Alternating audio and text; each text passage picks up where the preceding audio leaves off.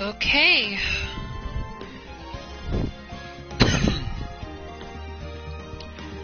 We are live with yet another episode of the Phoenix Wright Ace Attorney Trilogy.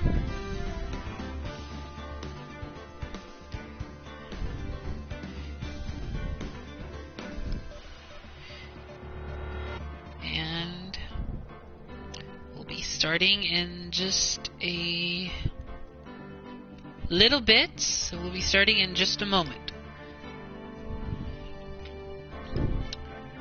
Just gotta get everything ready.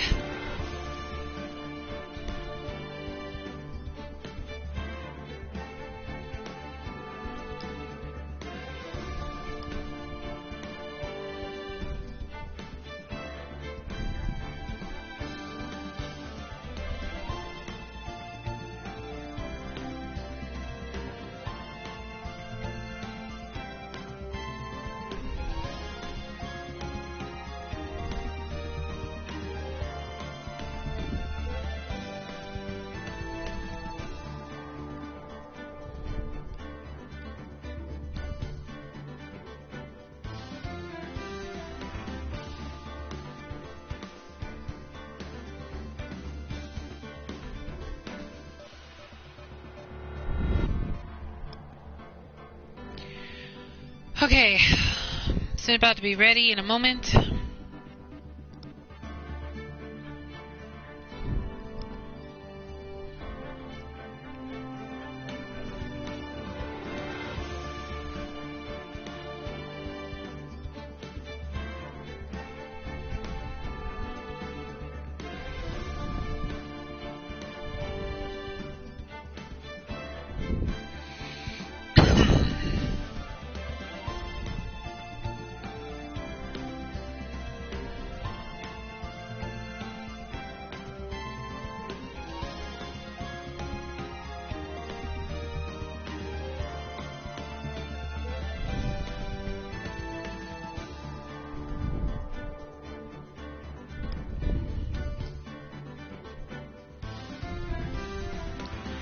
Okay, now that everything is all set and ready to go, let us go ahead and get this video underway. Good evening, everybody. This is Xenonite XE6 here, and welcome back to my Let's Play of the Phoenix Wright Ace Attorney Trilogy. This is part 29 of this Let's Play. And so in the last part, we finally began the fourth and final episode of Justice for All. And oh boy, has there been a lot to break down. So, Maya was kidnapped, and of course we only have one chance to solve the murder of the actor that has been killed, supposedly by the other actor that does the Nickel Samurai. And the victim is the Jammin Ninja, or the one who plays the Jammin Ninja. Sorry if I'm giving a terrible recap. We did a long investigation, and we only got one chance to hopefully find out who did it. We found a bit of evidence that could be pinpointing to who it is. We also have seen a few familiar faces, and of course, we have met Miles Edgeworth again. He came back to us, but however, he only gave us a little tidbit of information, and of course, a lot of things went down in the last episode. I mean, oh my goodness. The last episode really was a long investigation episode. So in this episode, we are going to be doing the final trial for Justice for All.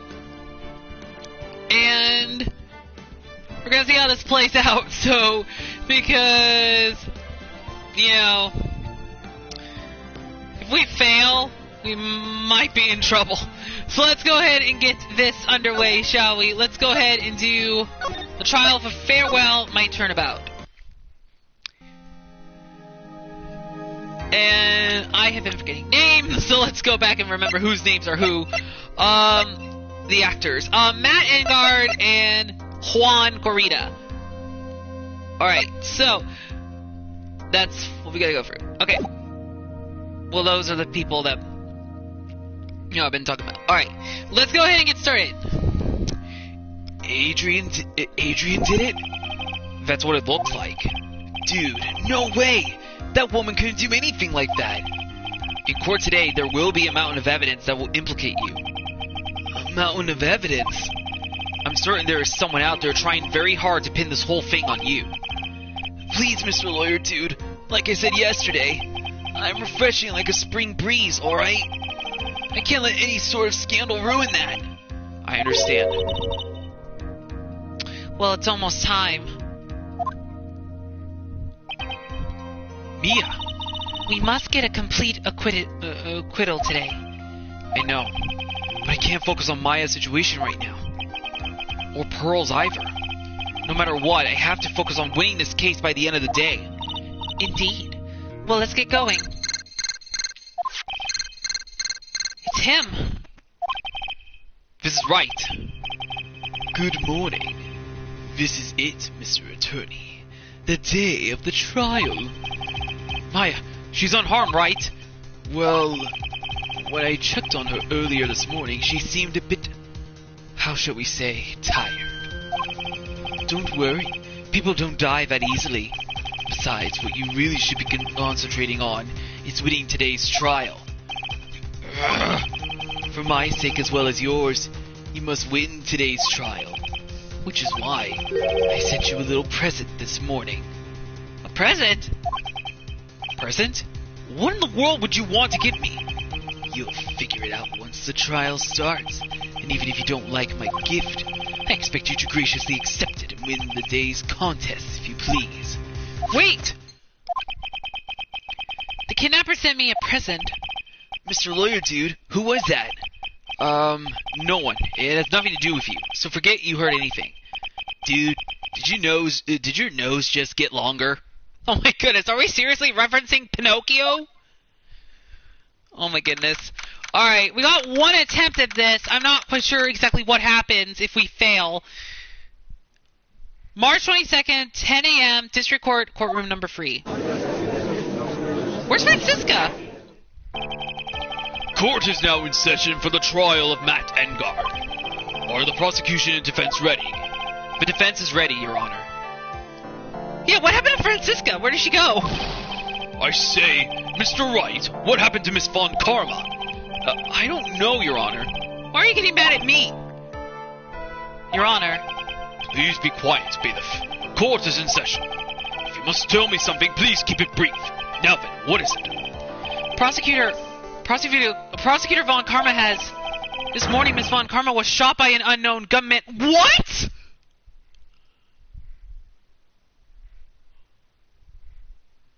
Huh? Yeah, I second that. What?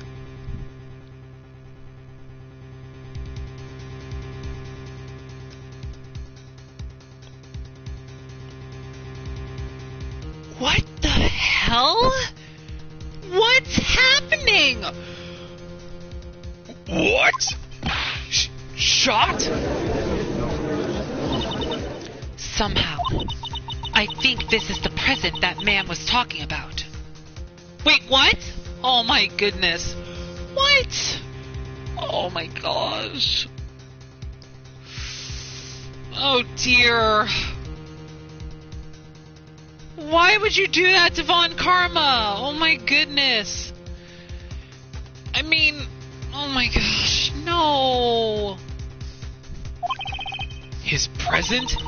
Miss Von Karma is one of the top prosecutors in the country at the moment. If she were to disappear, it would be to your advantage. This is totally insane.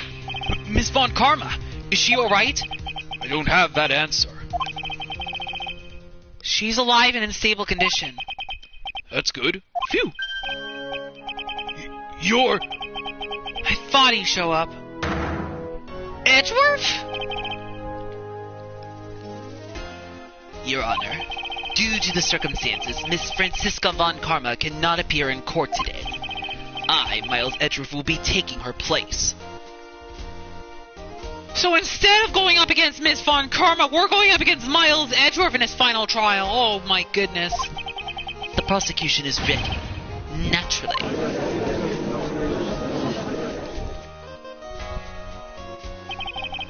Miss Von Karma was shot in her right shoulder and is currently undergoing surgery. Luckily, I have looked this case over and am familiar with the details. The prosecution seeks to prove the guilt of Mr. Matt Engard. The court acknowledges the prosecution. Right. I finally found the answer I was struggling for on my long journey this past year. By the time this case comes to an end, you too will know the answer. Now then, the prosecution would like to call its first witness. Please bring Detective Gumshoe to the witness stand. Witness, your name and occupation.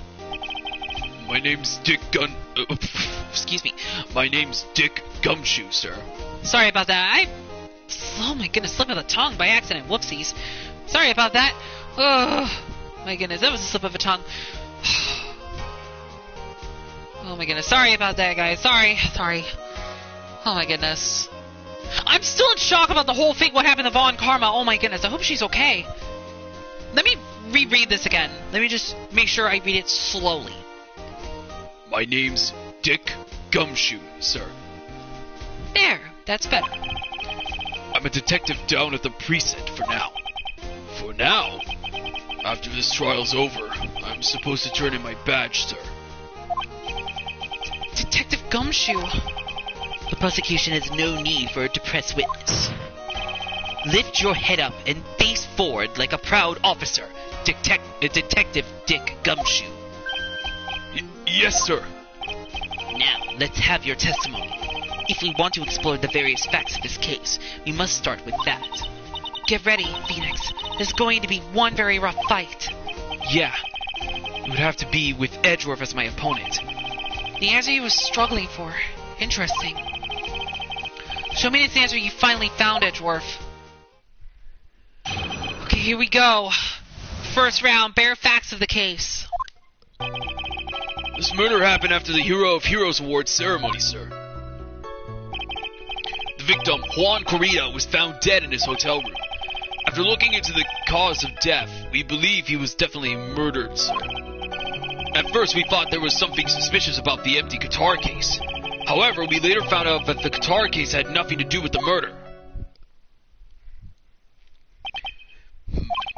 After the award ceremony ended, the victim was alone in his room. Yes, sir. Both the victim and defendant went alone to their room, sir. I see. Mr. Wright, you may begin your cross-examination. Okay, this is gonna be tricky. I think the first one should be easy, though. Because this is just the first part of the trial. And again, I know I said this earlier, but I do apologize of the slip of the tongue when I was trying to pronounce the lines that Mr. Gumshoe was saying in that one dialogue. Oh my goodness. Alright, let's press him to see if he has anything to say. Would you please give us a brief timeline of what happened after the ceremony? Okay, pal. The ceremony started at 6 p.m. It ended around 8 p.m. And then there was a short break. A special post-ceremony show was supposed to start in the lobby 30 minutes later. And that's when the victim's body was found, correct? Which is to say, the murder occurred during the 30-minute break period. Please continue with your testimony, detective.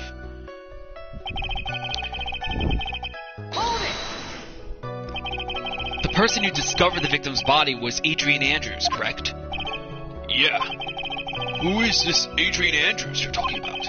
She's the defendant, Matt Engard's manager. She's a real pretty lady, sir.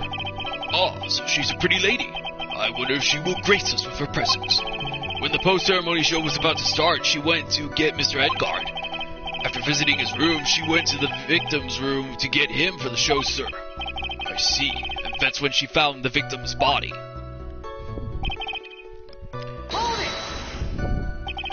The cause of death, wasn't that because Mr. Corrida was stabbed in the chest? Only a careless amateur would believe something so brainless as that, pal. Take a good look. Take a good, hard look at the crime photo.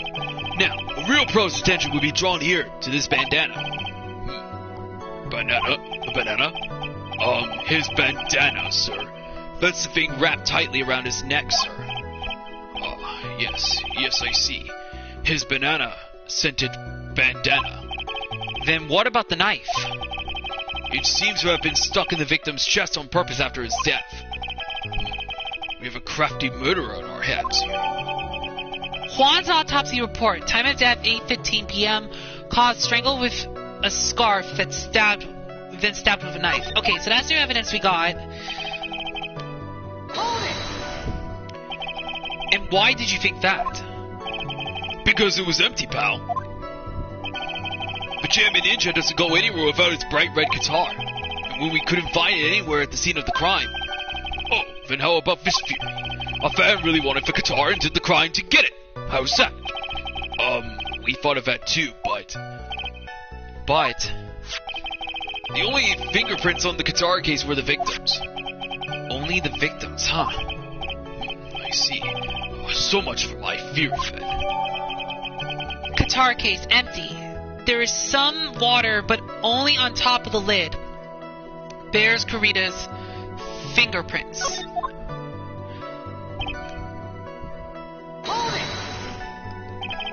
What convinced you it had nothing to do with the case? The guitar wasn't at the Gatewater Hotel that night. Well then, where was it? The bright red guitar was eventually found at the TV studio. The victim Juan Corita had apparently only taken the case with him, sir. So you mean he forgot to put the guitar inside the case? Yes, sir. Even when he was on stage for the ceremony, he didn't have his guitar. So that guitar case was empty even before he got to the hotel. Yeah, that's right. So it really had nothing to do with the case after all. I believe that is enough. First, the victim was choked to death with his bandana.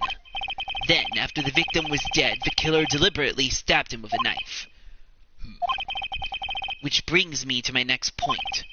Why then did the police arrest Matt Engard? Because there was reason enough to suspect him. Here it comes. Looks like Edgeworth's back in full swing. Very well, Detective Gumshoe. Please testify about this matter. Yes, sir. Okay. Now that we got a bit of evidence, now we need to find out his testimony on why arresting Engard. Let's see. Matt Engard and Juan Corita were huge rivals with each other. They each thought the other guy was in his way. That's motive enough in my book. As for evidence, there's the Jammin' Ninja's button. It was ripped off of the ninja costume and was found in Matt Engard's hakama. The defendant's fingerprints were also all over the knife. The defendant brought off the knife for the crime, which makes this a premeditated murder. So the defendant's fingerprints were found on the knife used in the stabbing. It was sort of sticky on the handle, so the fingerprints came out pretty clearly, sir. Knife bears the victim's blood and Engard's fingerprints in the grip. Gatewater is engraved. And there's this button. That was found in the defendant's clothes, was it? And is this button also covered in blood? Yes, and we know that the blood out on it is the victim's blood, sir. What? Jammin' Ninja's button was ripped from his costume, is covered in Corita's blood. Found in Engard's hakama. All of this points very clearly to the defendant, doesn't it? Yes, it most certainly does, Your Honor. Ready to give in yet, right? I'll find the hole in your argument somehow. You can press as hard as you like. Just hurry up with your usual pointless questions. Oh, how I miss Edgeworth. How I have missed Edgeworth. He's so cool. Anyway, let's move on. Alright, let's see if he'll give us any new evidence, possibly, or any information before we present evidence, possibly. But in terms of popularity, Mr. Engard won, did he not? Yeah, but you know what's ironic, pal? Juan Corita was always one step behind Mr. Engard in everything. This year it seemed like he'd finally caught up, ready for the big final showdown. But Mr. Corita lost the Grand Prix in the end. That is too bad. He must have been pretty downhearted after losing. You see, I might want to save just in case if anything happens. So I'll save. Wait just 1 second here. Mr. Engard was beating Mr. Corrida in the popularity polls. Well, yeah, I guess, but... Which means that in the defendant's eyes, the victim was not a rival at all. Which means he had no motive to kill at all. Yes, I quite agree. Well, Detective, it's not... Well, I guess if you put it that way, then yeah, the defendant would have had no motive. Detective, I'm beginning to see why you were fired. No, not you too, Mr. Edgeworth, sir. That's... I look forward to your position negotiations. No! Now, Detective, let's continue with the testimony. No, not my poor Pensian, too. Detective, if you value your money, I suggest you proceed. Yes, sir. We can talk about my Pensian later, sir. What about what I was saying? Hello? Anyone? No one cares. Do you have any proof that button belonged to the victim? Huh? What do you mean, pal? Let me put it this way. I'm asking you if you have any evidence to back up your claim that this button was ripped off of the Jammin Ninja's costume. Huh? But can't you tell by just looking at it? And the victim's blood is on it. Anyone could have smeared that blood on there afterward. Mr. Edgeworth, help me, sir. Alright, I knew it had to be this piece of evidence. Now to reel this one in. Fred. Huh? The button was attached to the costume by Fred, obviously. And that thread snapped when the button was torn off. If you match up the ends of the thread on the costume with the thread on the button, it's a perfect match.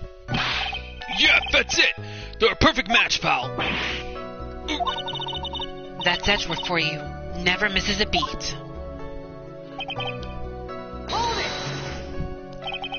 When was this button found? Pretty soon after the body was found. We rounded up everyone who knew Mr. Corrida. And then we did a search on them all. That's when we found the button. So it was almost immediately after the murder. The police didn't have the free time to lollygag and play tricks, unlike some people. Hey, what is he trying to say about me here? How were the fingerprints arranged on the knife? Huh? What do you mean, pal? By examining the fingerprints, you can determine how the defendant held the knife. For example, did he hold it normally or overhand? Oh, is that what you meant? Well, we didn't actually think of that. I can't believe the bumbling of this department. Hopeless.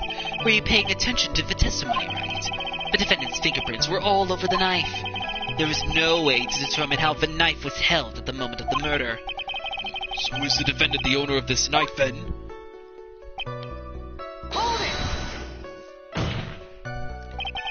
There is no way there was a premeditated murder, even if he bought the knife.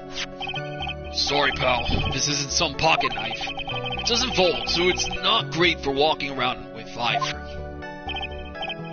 Well, this is not good. If the prosecution can prove it was a premeditated murder, we're done for. Phoenix. Yes? There's something very interesting about what the detective said just now. Think carefully before it's too late. A button covered in the victim's blood, and a knife with Engard's fingerprints. Be grateful if the judge were more rash. He would have already pounded his gravel in closing. We're still in a world of trouble. Well, before any battle, you must find your enemy's weakness. So let's find the weakness in this testimony, no matter how small it may be. Okay, Phoenix? Okay, so now we gotta pick the evidence.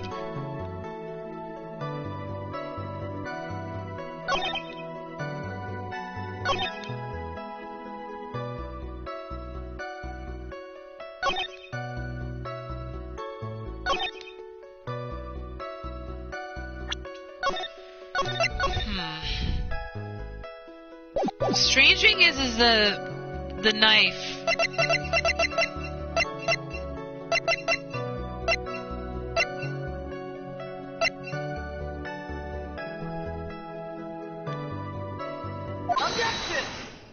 it was. Okay, I got it right one go. Wait a second. What?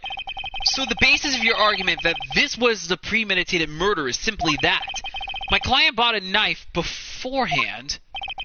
That's right, pal. The defendant did not buy this knife. Huh?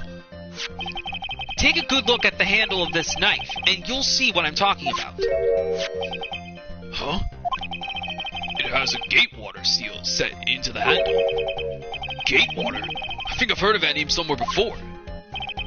That's the name of the hotel. The Gatewater Hotel. Uh-oh. Oh. We got you right there, Gumshoe. Okay. Oh my goodness, that was obvious. The murder knife was actually property of the hotel, which means this murder was not premeditated. Yes, that is very true. This is a very big... What is it, Mr. Edgeworth? I'm sorry, but the defense is simply too careless. What?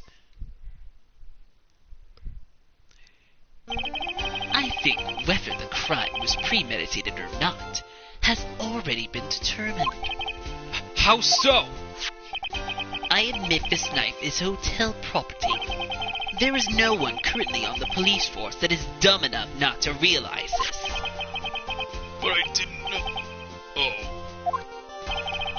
The question is, where did this knife come from? Why, that's obvious. It came from the victim, Mr. Corrida's room. Sorry, Your Honor, but that is incorrect. The victim ate a last meal before he was murdered. With that being the case, I would like to draw the court's attention to what is on top of the table. There's a knife and a fork on the table! Then, where in the world did this knife come from? If it pleases the court, I would like for us to recall the room of the defendant, Mr. Matt Engard. Especially what was on top of his table. There is something missing.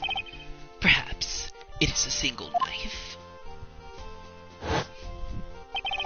We investigated the leftover dishes for fingerprints, and while we were investigating, we came to the conclusion that Mr. Matt Engard's knife was missing. Mr. Engard had gone to the victim's room with the knife he had used during dinner. Why would he carry a knife on a visit? To kill, of course. And with that, I believe the prosecution has proven this was a premeditated murder.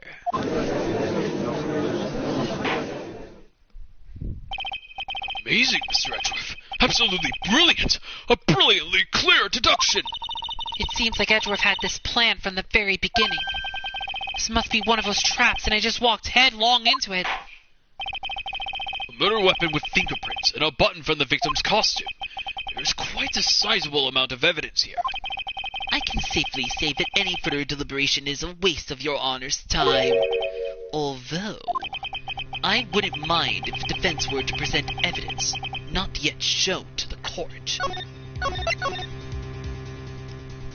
Oh, great, okay. Evidence not yet shown? He means evidence that the court hasn't seen yet. In other words, new evidence. What does the defense have to say about this, Miss Wright?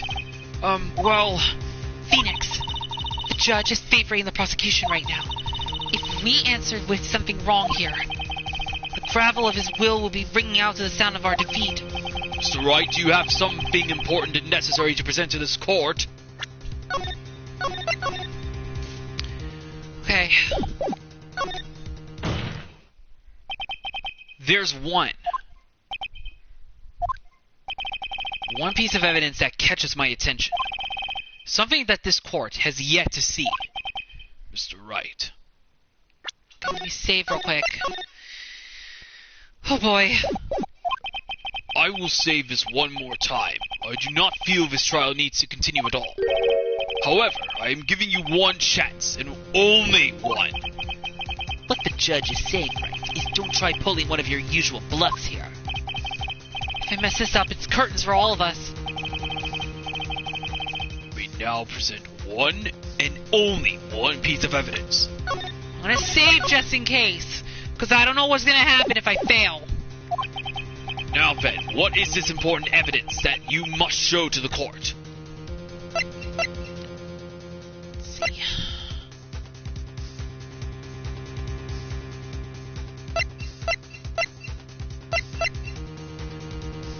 Can't show the tabloid just yet. What about this? Sorry, Wright, but this time you're bluffing, Seer. You're wrong. Okay. Alright. I do not want to fail right now. I want to at least try to get through this trial. Alright, so let's see. So it wasn't that one.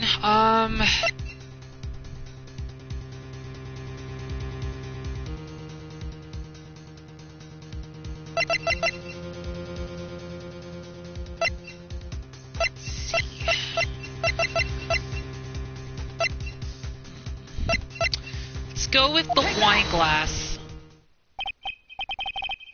Oh, okay, so that... Okay, that actually works out. Okay, so it was the wine glass, okay. This is the wine glass, is it not? Please look at the photo of the crime scene one more time. The scene is a mess because of the victim's struggle against his assailant. The vase was broken. His makeup is all over the floor. These were all things that were at one point sitting on top of the dresser. Well, yes, I see your point. However, this glass that is sitting on the top of the dresser is mysteriously untouched. The only thing that had not fallen over along with everything else is the wine glass. This piece of evidence is more than strange enough to warrant further consideration. Well, what do you all have to say? Well, yes, it is a little peculiar. Yes, isn't it? I thought it was. You can stop looking at me with those puppy dog eyes of yours now. Mr. Edgeworth? What is it, Your Honor? Your opinion? You don't need my opinion, because there is no special meaning to that glass. What? It's safe to say that the glass was set there after the crime took place. By the person who discovered the body, Adrian Andrews, for example. She could have easily been so shocked that she set the glass down without thinking. That does sound very plausible, Mr. Wright. Could Miss Andrews really have set the glass down without thinking? Okay, we're getting somewhere right now. Could Miss Andrews have really set the glass down without thinking? No? If I appear weak here, the trial is over. I can look for my proof later. For now, I should trust my instinct and point with certainty. They just might fall for it, if you're thought-provoking enough. The defense would like to challenge the prosecution's theory. We would like to see something that proves it was Miss Andrews who stepped the cup on the table. You turned the situation on its head yet again, as usual. Mr. Edgeworth, do you have any proof to back up your claim? There's no he has any. He's just bluffing. Phoenix, if we have learned anything from Miles Edgeworth and from Francisca von Karma, you know we're going to have something to back this up. Unlike Mr. Wright, I never say anything unless I have the evidence to support it. What? You're not thinking hard enough today, right? Did you think this wine glass escaped my notice? Then... Of course it has been thoroughly inspected for fingerprints. Fingerprints? There were only one set of fingerprints left on this wine glass. Only one? Well, whose were they? They were not the victims nor the defendants. Rather, they were of one Adrian Andrews. What? Wine glass found next to the victim. It's filled with tomato juice. Bears Andrew's fingerprints. That is why I said that the person who had discovered the body had left it there. Are we done here, Mr. Wright? I can't believe I fell into another trap. Miss Andrews was probably holding the glass when she went to see Mr. Correa. But upon seeing his dead body, she was stunned and set the glass down on the dresser. What you just said makes a lot of sense. Tisk, tisk, tisk. Now do you see right? You can't change any part of my scenario as it explains everything all too well. I thought long and hard this past year about what it means to be a prosecutor. And from here on out, I will show you the answer I have come to discover. Wait a second, Mr. Edgeworth. I think the prosecution has provided enough evidence for me to enter my verdict. Unfortunately, I cannot allow you to pass judgment yet. The prosecution has yet another witness we would like the court to hear from. Another witness? Yes. Bailiff, please bring in the next witness. What in the world is Mr. Edgeworth thinking? Oh no! Now then, witness, please state your name and occupation.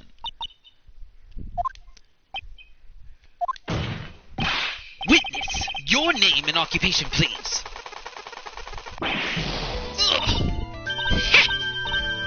Gotcha!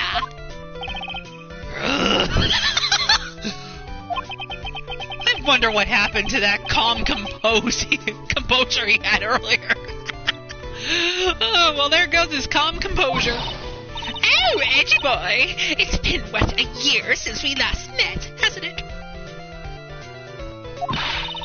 You should be more happy to see me.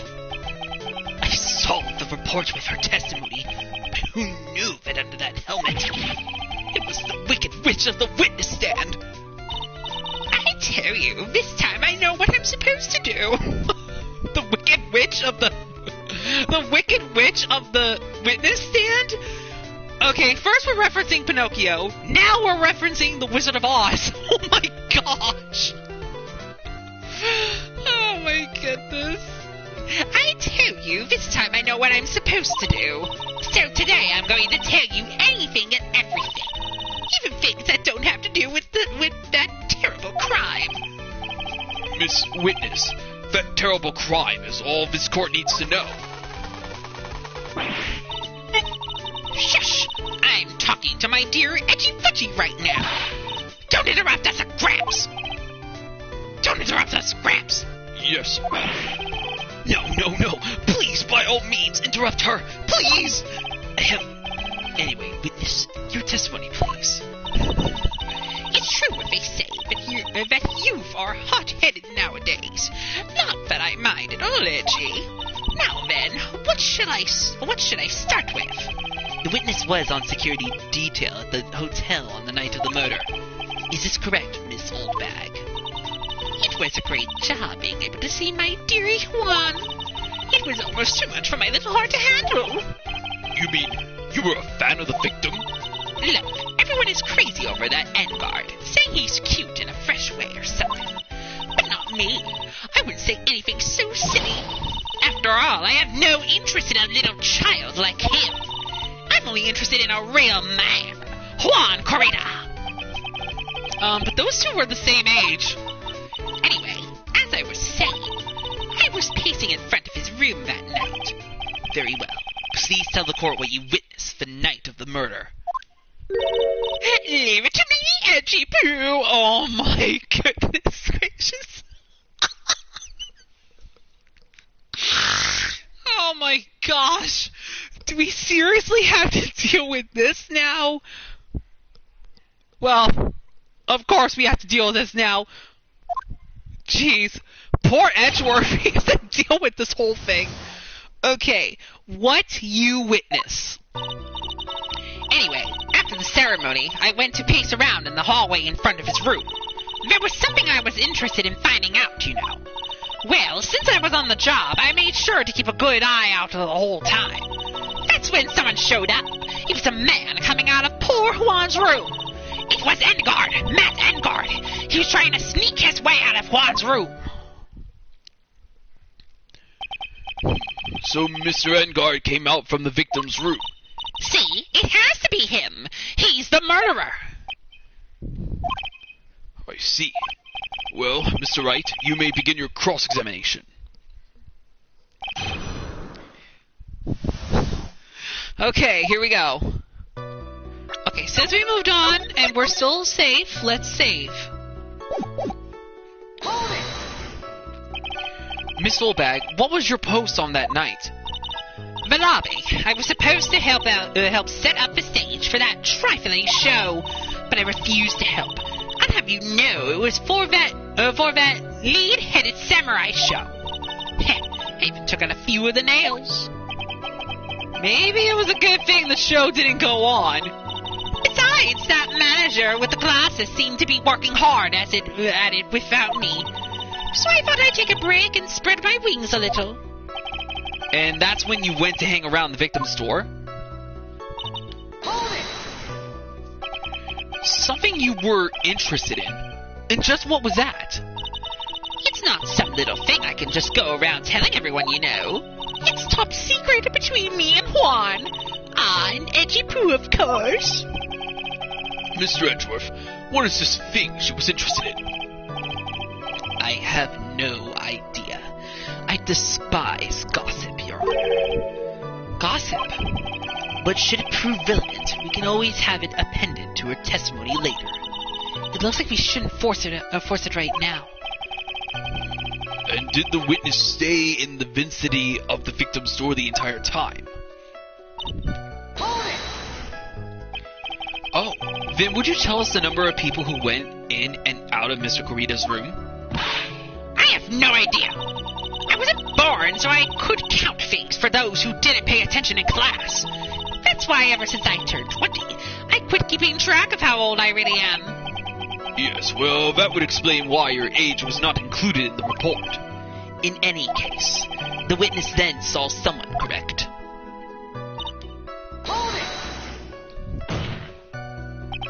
Who in the world was that? I'm not allowed to say. This sort of information has to be carefully guarded from the masses, Sonny. The man that came out of Juan's room. He was. Yes, he was. Ah, I'm too scared. I can't say his name out loud. Oh, what I wouldn't give to Francisca's whip right about now. Oh, dear. Well, I guess I can tell you since he was such a bad boy anyway.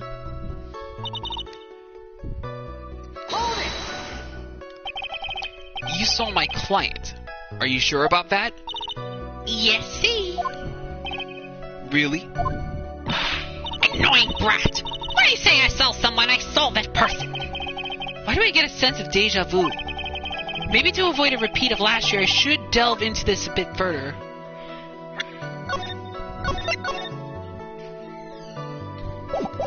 Let's see.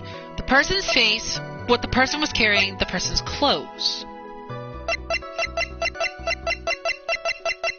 Let's see. Let's go with this one.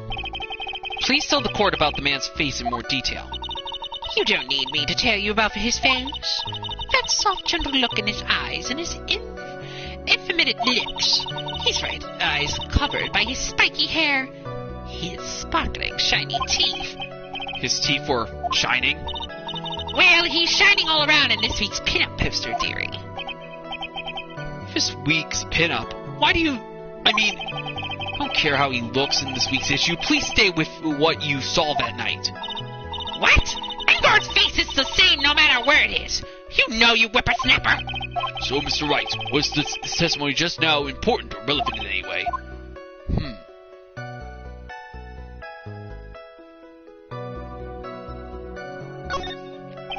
I guess it really wasn't that important after all. Mr. Wright, do you know why we say time is valuable? If not, I suggest you learn. You've wasted 3 minutes of this woman's youth. That's more valuable than gold to me. Why do I suddenly feel old in the presence of her childish whining? She may not remember things, or may be mistaken here and there, but I don't think she's lying. That's bad for us, really bad. But that's how the human mind is. It also has the tendency of jump off topic. She's strayed into a few interesting side topics this time, too, hasn't she? But that's what makes her a sweet old lady, right? That's because you're not the one who has to question her. Okay, so there's gotta be something from this testimony that she said. What happens if we pick the other options? Let's see.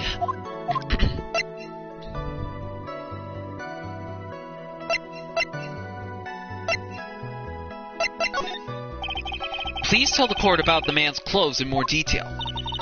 What a troublesome man you are, really, as if something like that matters. But it does. Now what was it?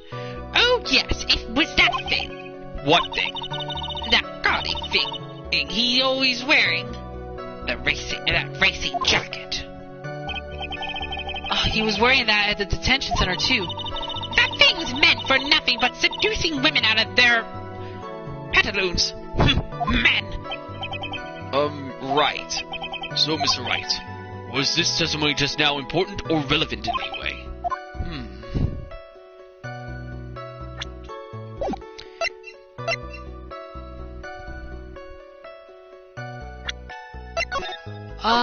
Let me try the other one real quick before we kind of get to that. Man.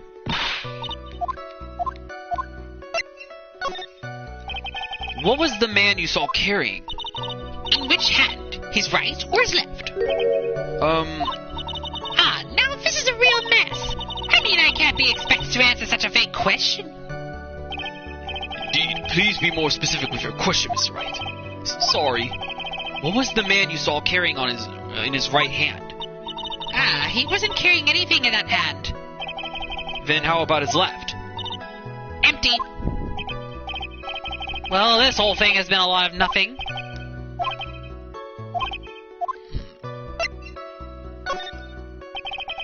Of course it was important, Your Honor.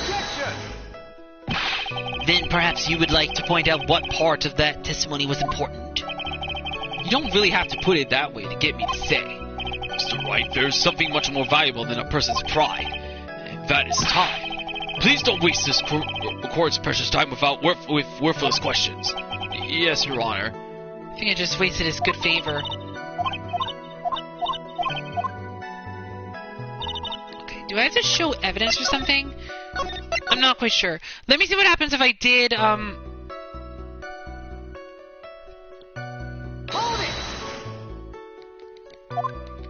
Let me see what happens if I did,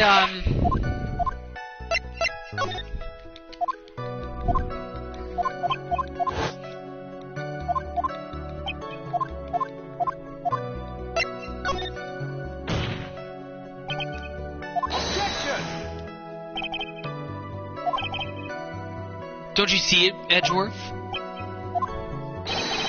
Your Honor, I request what the witness said about the jacket be appended to her testimony.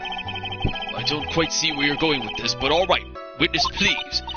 Well, I don't like to badmouth anyone without reason, but if I must... He was wearing his flashy racing jacket. Honestly, it's all just for show. Okay, I think we might have got her, maybe. Are you sure the defendant was wearing a racing jacket? What do you think? It's not like I've seen him in anything other than that horrible thing. I'm sure he was wearing it. She's so sure of herself it is to the point of self-absorption.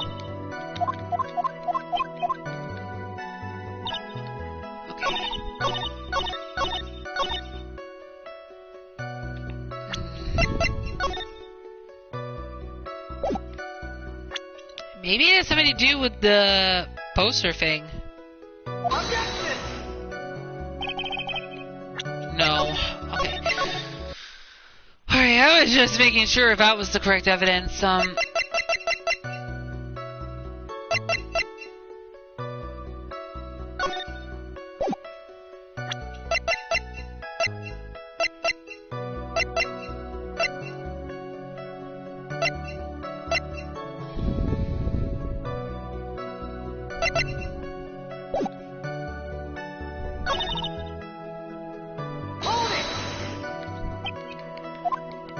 what happens if you do the other one? I want to check to see about the...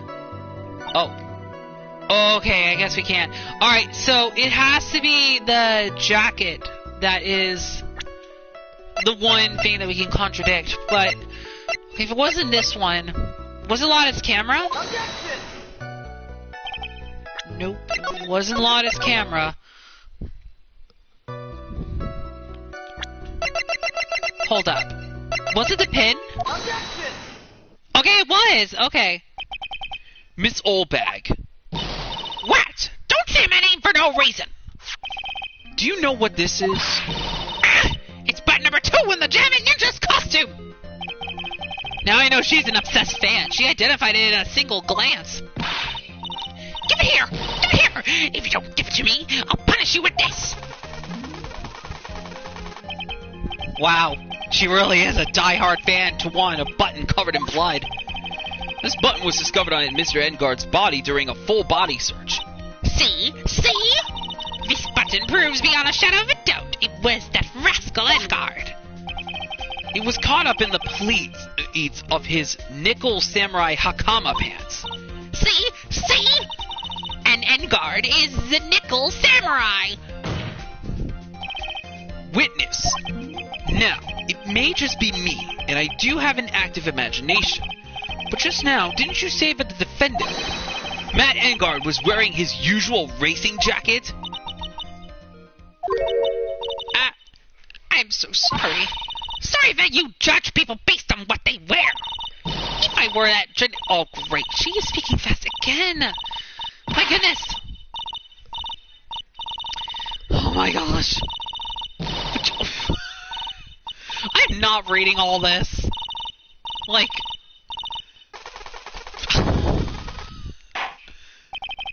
Now hold your tongue still, there for 1 second. So what you saw in actuality was not Mr. Engard, the man, but Mr. Engard, the nickel samurai. But when you think about it, they're really one and the same anyway. Miss Oldbag, this is a very important point we're talking about. Edgy Poo, do you think so too? Well, it might be something worth considering. Just say it's important and agree with me for a change. Witness, think carefully and try to remember as much as you can before you testify.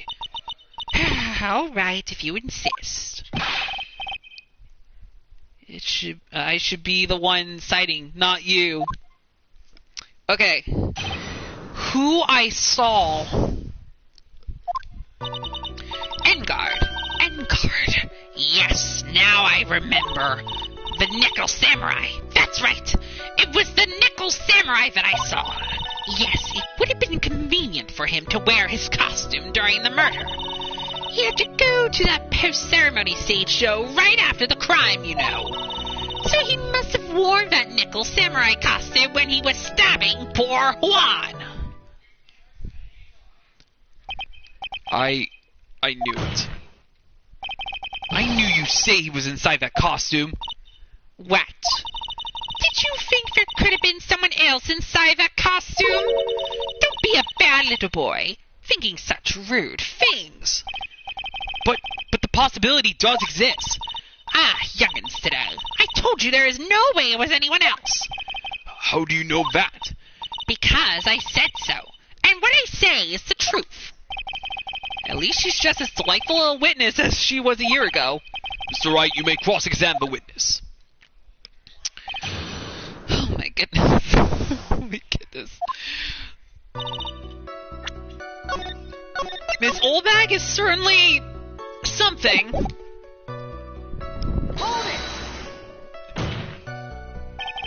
Would you please get on with your testimony? Watch your language, young man. What sort of tone is that to take with an elder?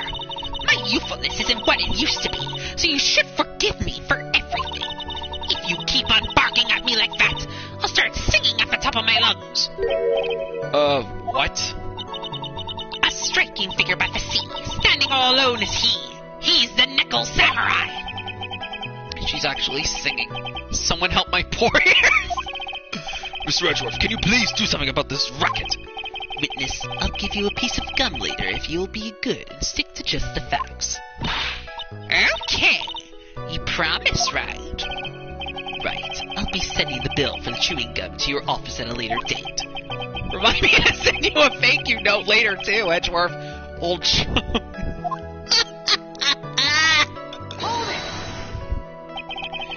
Be a little more careful with your testimony, please. Not too long ago, you said he was wearing his racing jacket, and now he's not? Not too long ago?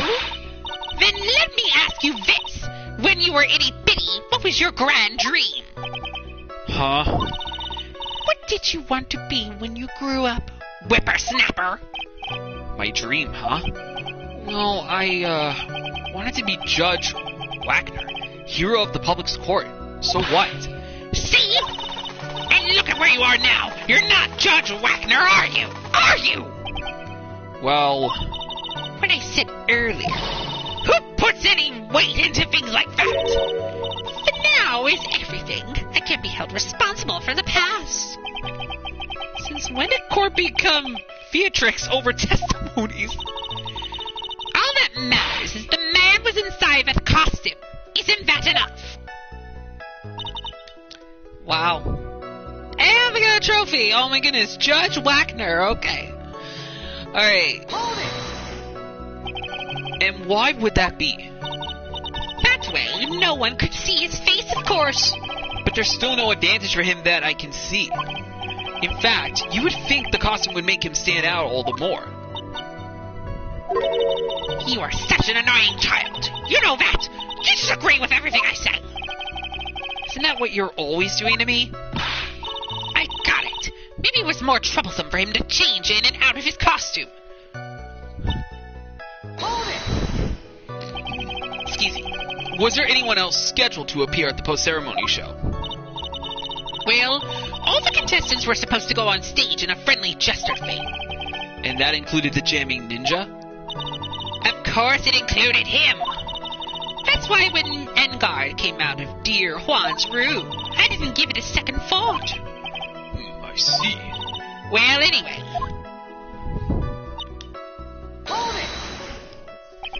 So let me ask you one last time.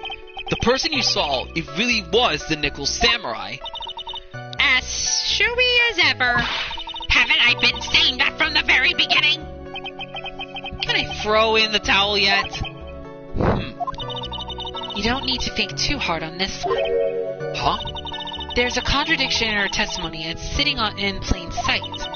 The question is what that contradiction means for us. Well, I have to figure out what you're talking about first, but okay.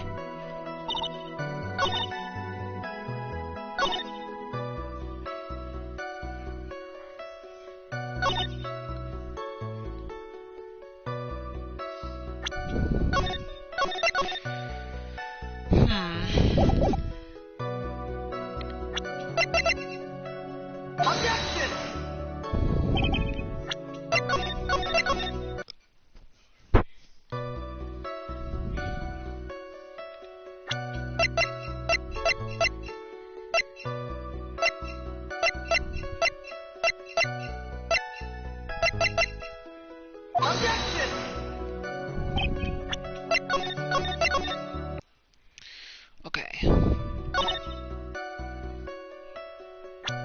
Hang on. Maybe it has to be the last part, what she was saying. So he must have worn that nickel samurai costume when he was stabbing poor Juan.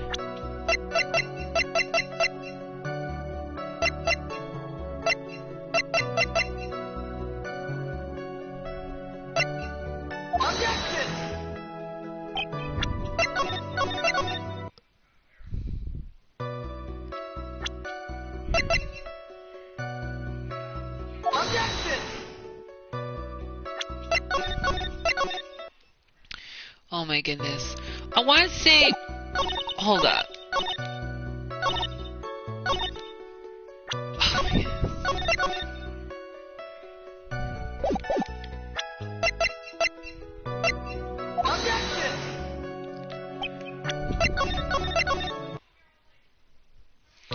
Man, we're already in an hour. Okay, I'm having a hard time with this one right now. a little bit. Objection!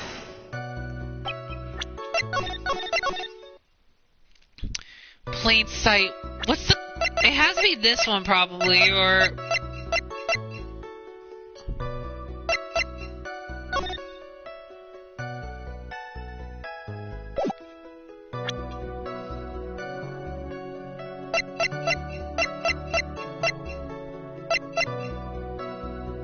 Objection! Oh my gosh, what is it?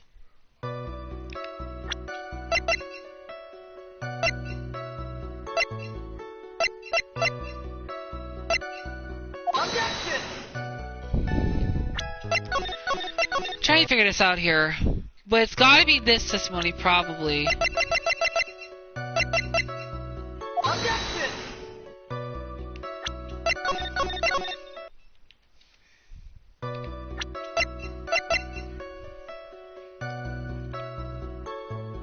Oh, wait a minute. I think it was the autopsy. Dang it, I was strangled with a scarf and stabbed with a knife. Objection! What? Was it that? Oh my goodness, I thought I was getting somewhere for a minute there. Objection! Oh my gosh, this is gonna be a problem.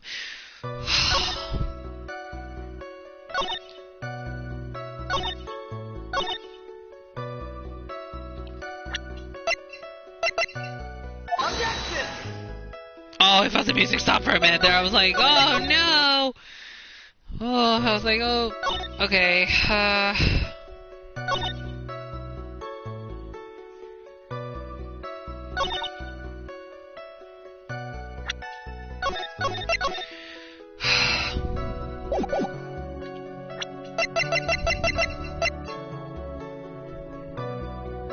Objection!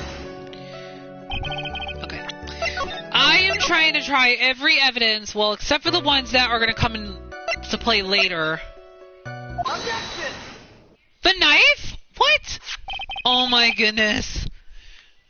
We gotta go with this again? Oh my goodness, okay. Alright. Alright, so it was the last statement that she said. Please take a look at this. Yeah, so it's a knife. Big deal. If you're trying to scare me with that, I'll have you know it won't work. No, that's not my intention at all. That's the knife that was used in the murder, correct? Your Honor, do you know why this piece of evidence is important to this case? You don't even have to ask. It's because the defendant's fingerprints are on it. Is that what you're driving at? That is exactly what I'm driving at. What are we driving at? And whose car are we driving? If Mr. Edgar was really in the Nickel Samurai costume at the time of the murder, then it's impossible for his fingerprints to have been left on this knife. Actually, he would have had wiped all previous fingerprints on this knife right off. Oh, that does? That is a good point. Oh, that's right. The Nickel Samurai wears gloves, doesn't he? He probably took his gloves off before he began the stabbing. Let me save real quick so that way we know we're on the right track. He probably took his gloves off before he began the stabbing. Objection! And why would he do something like that? To leave his prints on the murder weapon? There is no way he would do something like that. However, there is one possibility. Then let's hear your possibility. It's very simple. The defendant went to the victim's room while in costume as the Nickel Samurai. At that time, the defendant held no intent to murder. He was probably just going to relax and talk with the victim about the stage show. Which is why he took his gloves off. But the murder still did take place. It's well known that there was bad blood between the defendant and the victim. Yes, I have heard that before. Well, Mr. Wright, what do you have to say about Mr. Edgeworth's theory?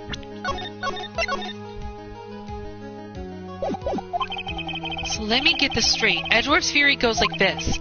When the defendant went to the victim's room, he had no intention of killing him. Now, up to this point, are there any problems with his theory?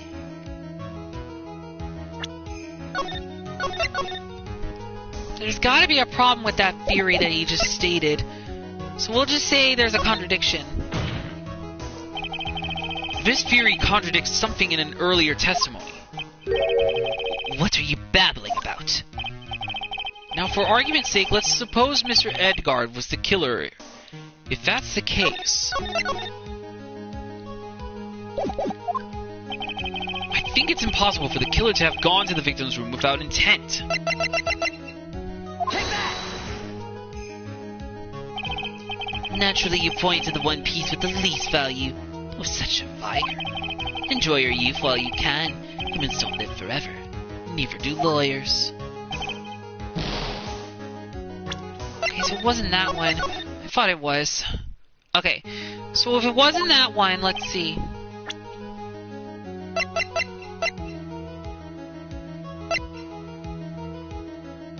Take that! Every time he does that, that's when we know we got it wrong.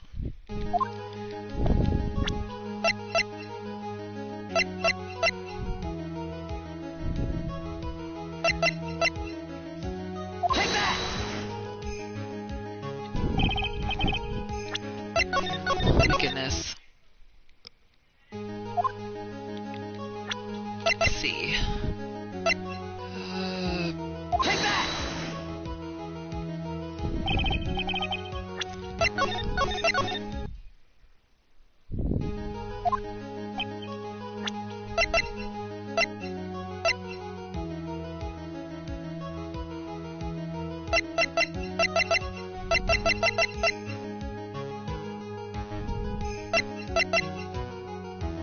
Take that!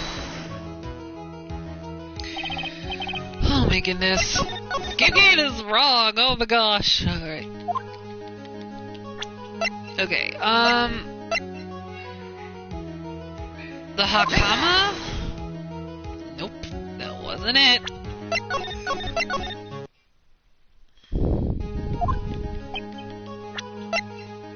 Take that! The knife again? Oh my goodness. Man, why is this evidence has been used, I think, 3 times in a row in this trial. Oh my goodness. This knife. This was used by Mr. Engard at dinner. Yes, we did establish that.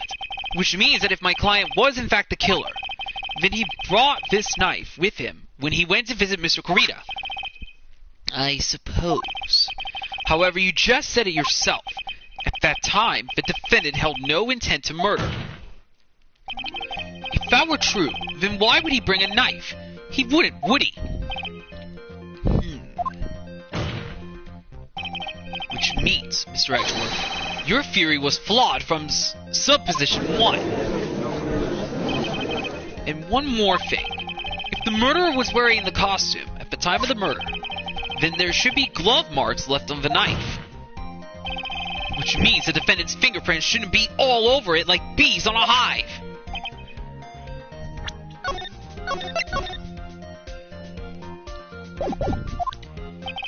And that brings me to my final point. This knife was planted by the real killer to hide their identity and mislead us. Order, order, I say. Order in the court. Was this knife really planted by the killer? Why would the murderer do such a thing?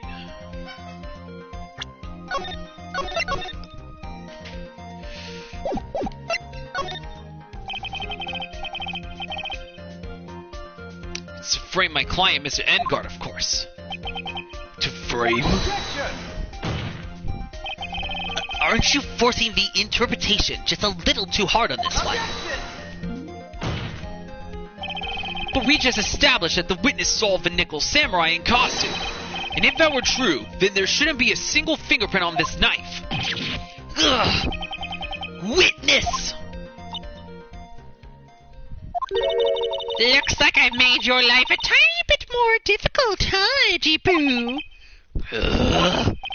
Witness, did you or did you not really see the nickel samurai?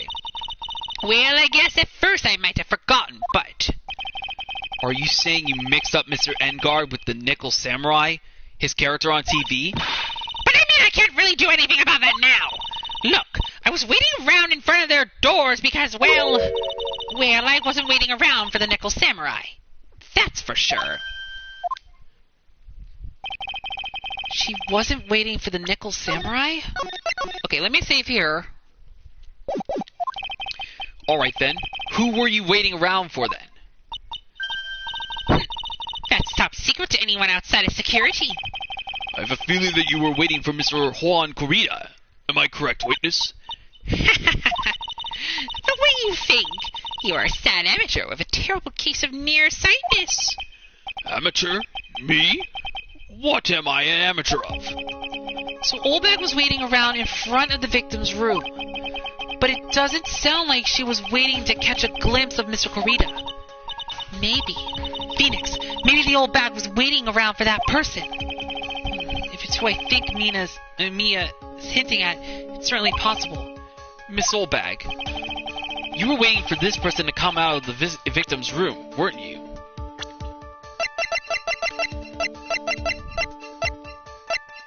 Adrian? Take that! Who is this person?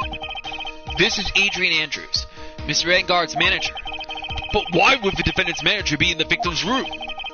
It seems that this is the latest rumor in circulation, Your Honor. Oh, this is... Oh, I see. The judge seems to be really into the article, if it can be called such a thing. Then this manager with the initials AA, are you saying it's... Adrian Andrews. Without a doubt, the witness thought so as well. Easy. Looks like you found me out. Well, that's fine. I can throw away this whole sworn to confidentially stuff in. Witness? What in the world are you... Watch out, Phoenix. I've got a bad feeling about this. A very bad feeling. Uh-oh. Alright, let's save. I got some information. Some very secret information from a certain source. So that's why I was doing my own little investigation. In secret, of course. But what for? Oh, just for myself. Personal reasons and all that.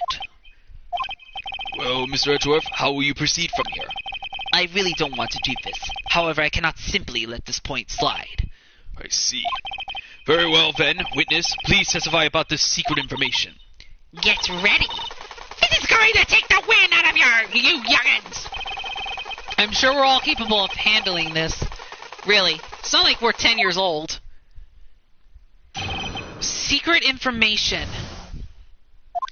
That Engard is one evil man. He thought he could ruin poor Juan by causing a huge scandal. So to do that, he sent his own manager to get in close with Juan. I cannot condone such dirty tricks, so I took action. Oh, if this is top secret, you got that. Nobody else but you and me know yet, okay? The defendant sent his manager. What a distasteful topic for this court. What? Nobody aboves gossip. And isn't there a saying? The truth is never pleasant. Never heard that one before. Mr. Edgeworth, what about this Adrian Andrews person? We have looked into this matter, and found that the truth the article proposes, in fact, baseless gossip.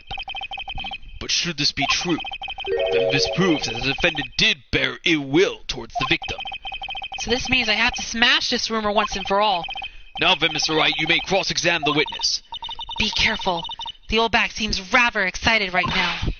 That's right. Engard is nothing but your average foul-blooded youth. Well, as the old saying goes, you've got to burn old bags with fire. Time to fire up the afterburners and hit the highway to the danger zone. Okay, so we're in the last part of the first part of the trial. Okay. Gotta be very careful here. Hold it! You can't say something like that without proof. That's just slander. But it's true. That woman was getting intimate with poor Juan. Look, it says so right here, doesn't it? Manager to the stars, Miss AA. But the name of the magazine this came from is Gossipland. What? Are you saying that gossip is all just a pack of lies? What do you know? I suppose next you'll swear to me that the news is 100% truth. Honestly, Sonny, you can't discriminate between the news and gossip. Yes, discrimination is bad, Mr. Wright. Discriminate? When did I do anything like that? Anyway, Engard will never give me to say touche. Hold it! A scandal? What do you mean by that? You're a dim-witted one, aren't you? I can't believe you don't know what a scandal is. Honestly, what are they teaching kids in middle school these days? No, I wasn't asking what the word scandal means. Even I know that much. Well, that Engard thought he could own a monopoly on popularity. Hold it! You don't have any proof that Mr. Engard did any such thing. You must be suffering from shock. The shock of hearing the truth. And now, since you're in so much shock, you can't do anything right.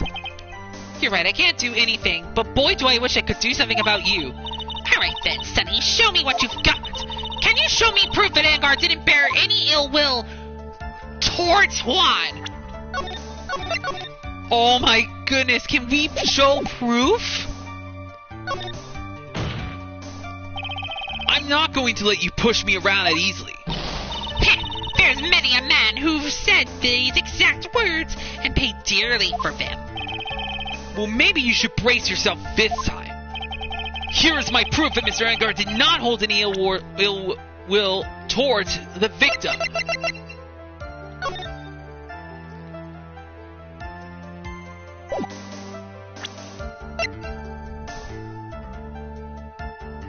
Take that!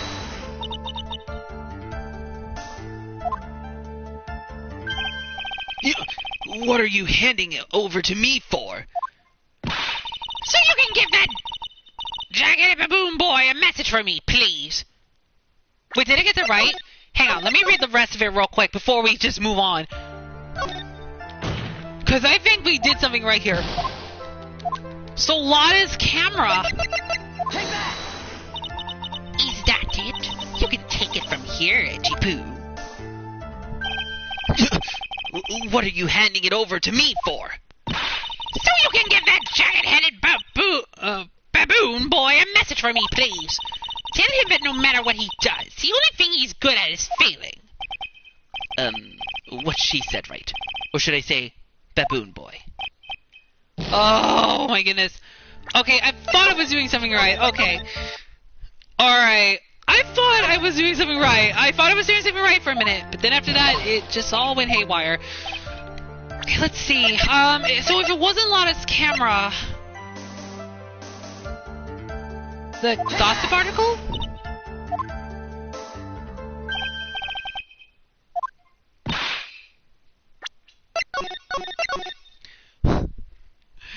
Okay, that was not right either. There's gotta be evidence that could destroy her claim.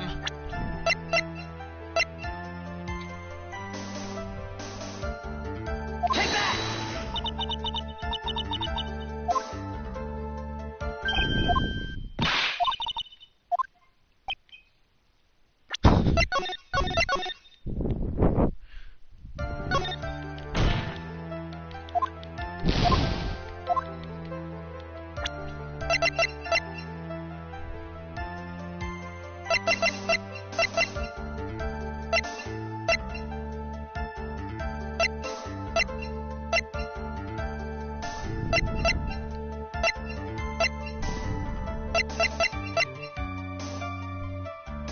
Take that!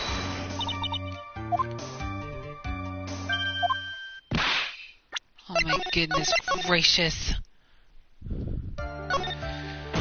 Oh my gosh, this is gonna be tough.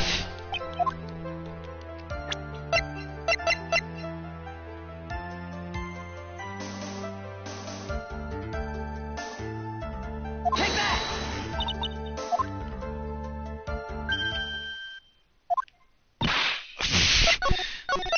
I am failing miserably at this.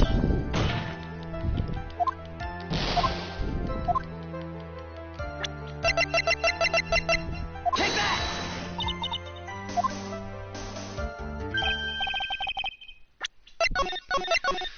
Oh my gosh. Can I just get through this, please? Can't we just get through this, please? Let me through.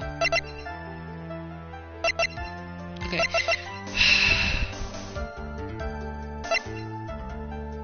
Take that!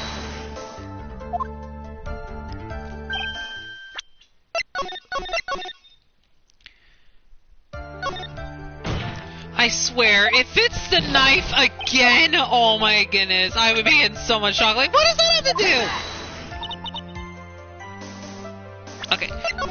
As long as she keeps saying edgy poo, then that means we fail. Okay. Take that! I'm just gonna keep going until I get something right here.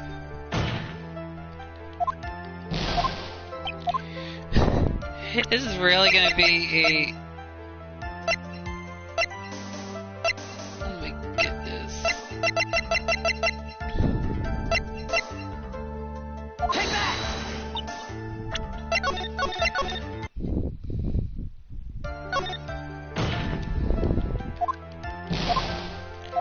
Maybe it has to be a person.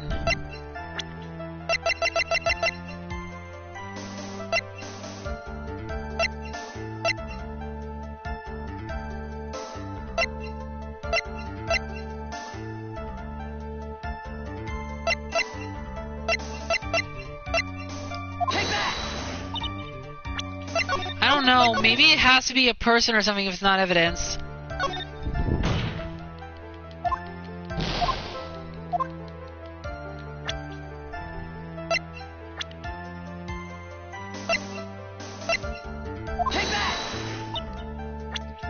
I don't know, I'm just gonna try that just in case if it is a person.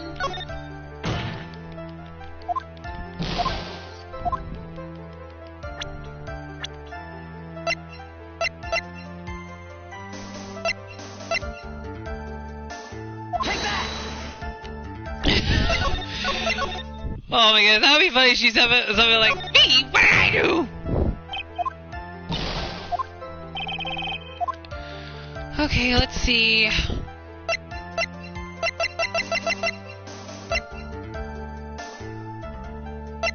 Take that!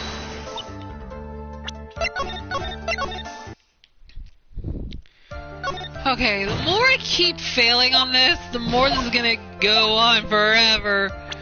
I'm starting to think this is not a person. Like, what am I doing? Yeah, what am I doing? Okay. I need evidence. Okay, evidence. Okay. What am I doing here? Present evidence. Oh my goodness. I am just screwing this up. Okay, let me try everything from order. Take that! The Nickel Samurai. As long as the music stops, then we'll have evidence. And then I'll know I'm right about something. I'm just gonna try everything and see what happens. Take that! Okay, it's not the press conference one. I'm gonna also, like, you know, just retry every evidence, basically. I'm gonna speak for this and just keep talking about this. Okay, Take that! okay, it's not the radio transceiver.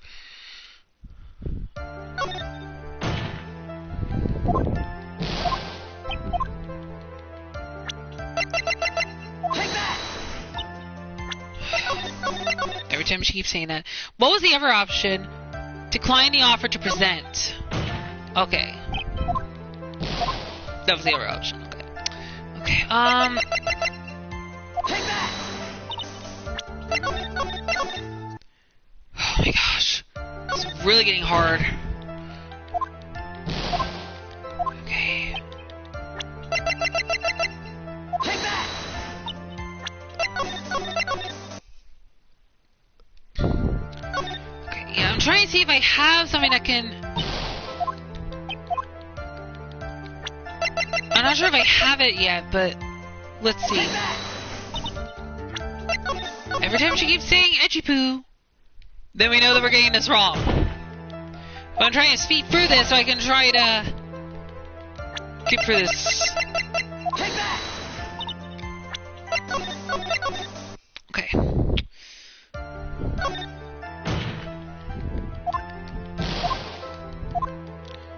So, it's not any of those. Take that!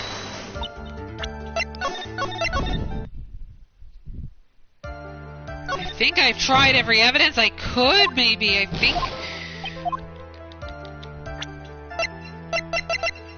Take that!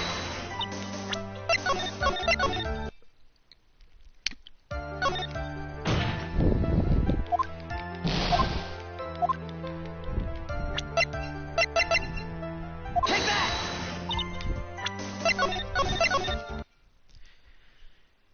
Oh my goodness, I don't think it's any of the things that I got here, so I can't present her anything.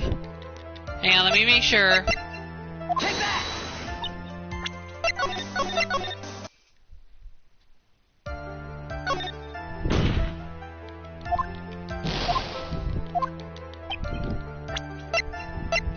that!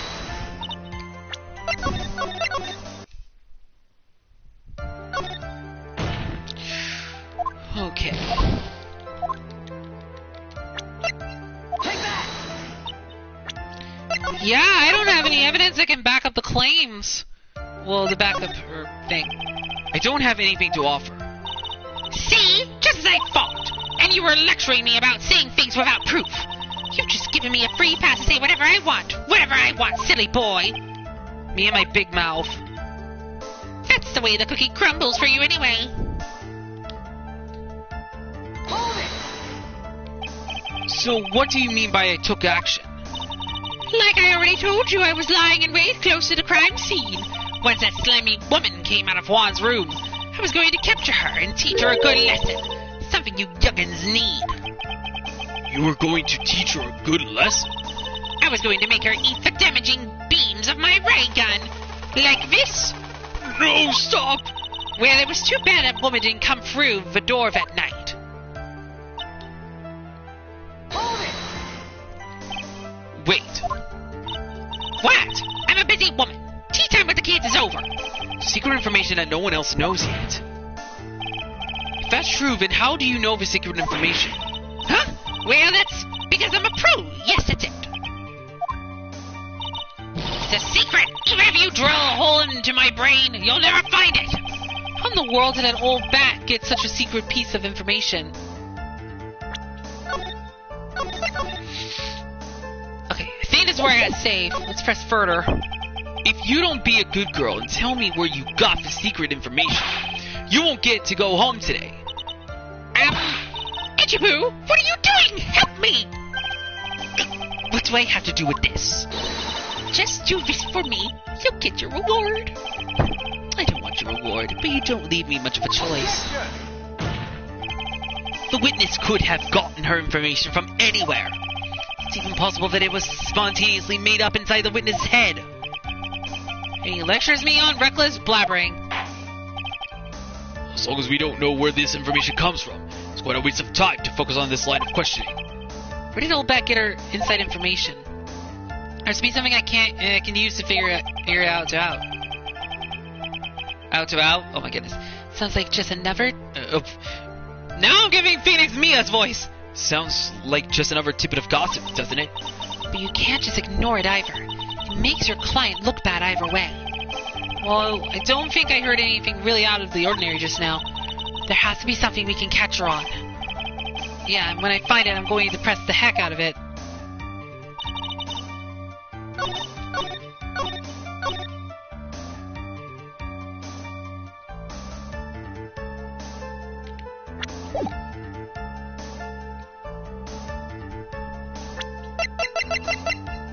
Objection! Wait, hold up. So no one else is supposed to know this secret information, correct? If that's true, then why do you know it, Miss Oldbag? What? Why are you looking at me like that? Stop that! Witness? I hate to say it, but this is how you came to acquire your secret info, isn't it? Take that! The investigative photographer, Lotta Hart. Oh yes, I remember that mischievous girl. She reported that she had lost a certain note she had written to herself. She reported such a thing? On that piece of paper, she had written down some of her impressions about the relationship between the victim and Miss Andrews. But what? A Outrageous ideas, you say? Oh, we got her! No, I said impressions. Then everything written on this piece of paper is completely meaningless? Ah, that's it! That's the note! No, you see, this is something completely different. This is my secret list of groceries to buy. And you are the one who took Miss Hart's note. I'm a huge fan of Dwan's, that's why. An infamous puffy-haired whippersnapper. She's working with that evil Engard. She said so herself. Engard, I'm his sidekick. She was so happy, smiling like a silly duck. I was only checking what she had written. Hachi-Poo, you believe me, don't you? Ugh. I was only trying to help out like the angel I am. It's only one little piece of paper. I've never taken anything else before. You really should come with a supply of cheese to match your vintage wine. Well, it was only a piece of paper. I suppose we can overlook this justice once. She looks like she's really sorry. Should I forgive her? Pile on more pressure! We're so gonna be taking her out. Oh my goodness. If I let her up now, she'll get away. I have to find some way to inflict a defending blow to the prosecution. Witness, you said that the only thing you stole was that note. Is this correct? Stole? Why don't you listen more carefully, you annoying brat? I saved this piece of paper from the terrible lonely trash can, that's all. You're lying, damn it! And I can prove it! Are you putting my credibility under security again? This old bag.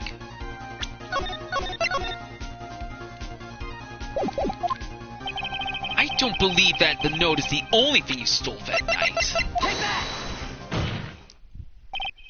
Miss Oldbag, that note was with a camera inside its case, wasn't it? A camera? Yesterday, Lotta Hart was raising a huge stink over her camera. She kept saying something like, "My sweetie $1,600 camera disappeared on me."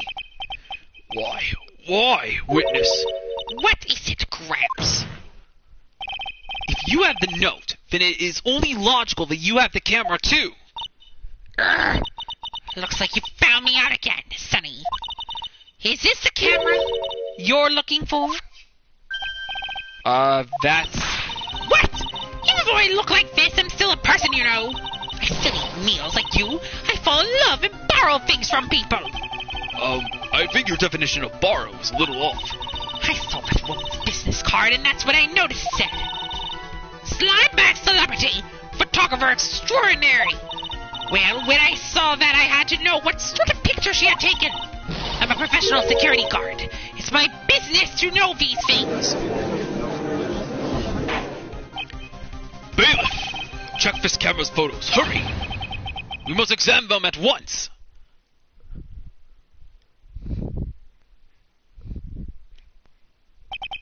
Well, Mr. Edgeworth, what do we have? There is only one photo that seems to be relevant to this case. Please present it to the court. This is the Nickel Samurai. See, I told you. That's the guy I saw. That proves that the witness was not lying earlier about this matter. Lotta's photo, picture taken in the hallway right after the murder. What does all this mean, Mr. Edgeworth? This photo by itself does not prove that the person in it is the defendant. However, in his own confession, Mr. Engard clearly stated that at the time of the murder, he was still in his Nickel Samurai costume. If that is the case, then this Nickel Samurai is... the defendant. Uh-oh. How did it come to this? I think this brings us to the end. We've examined every piece of evidence thoroughly. Final comments, Mr. Wright. The court will consider them before we close. Do you agree that this photo is decisive evidence against your client?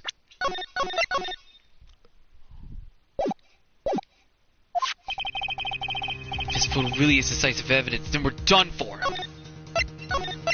Okay, I'm gonna save on this one too, because But if I raise an objection here and blow it, then I would put Miles' life in jeopardy.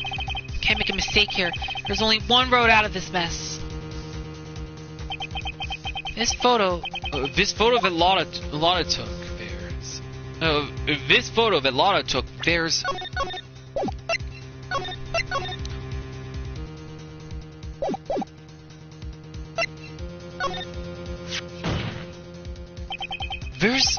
There's something strange with this photo. I knew this was coming, right? Your thoughts, Mr. Dwarf. I think we can all agree I think we can all agree there is nothing strange with this photo. There is no way for the defense to debunk this photo, even with a bunker buster. Debunked with a bunker buster? Is that what you're planning to do, Miss Wright? Anyway, please look at the photo one more time. If you really believe you can honestly find something wrong with this photo. it's safe here. I don't know what's gonna happen. Then you should only need one chance, correct? Well, I have to find something wrong with this photo. I can't let this chance go by. Where in the heck did she take this photo from anyway? It's all out of focus. Why can't she take a good shot, especially when it counts? Now then, let's hear your objection.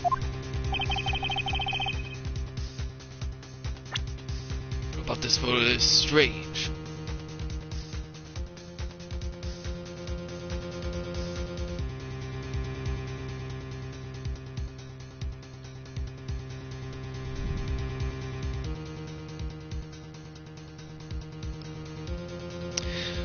I'm scared to screw this up.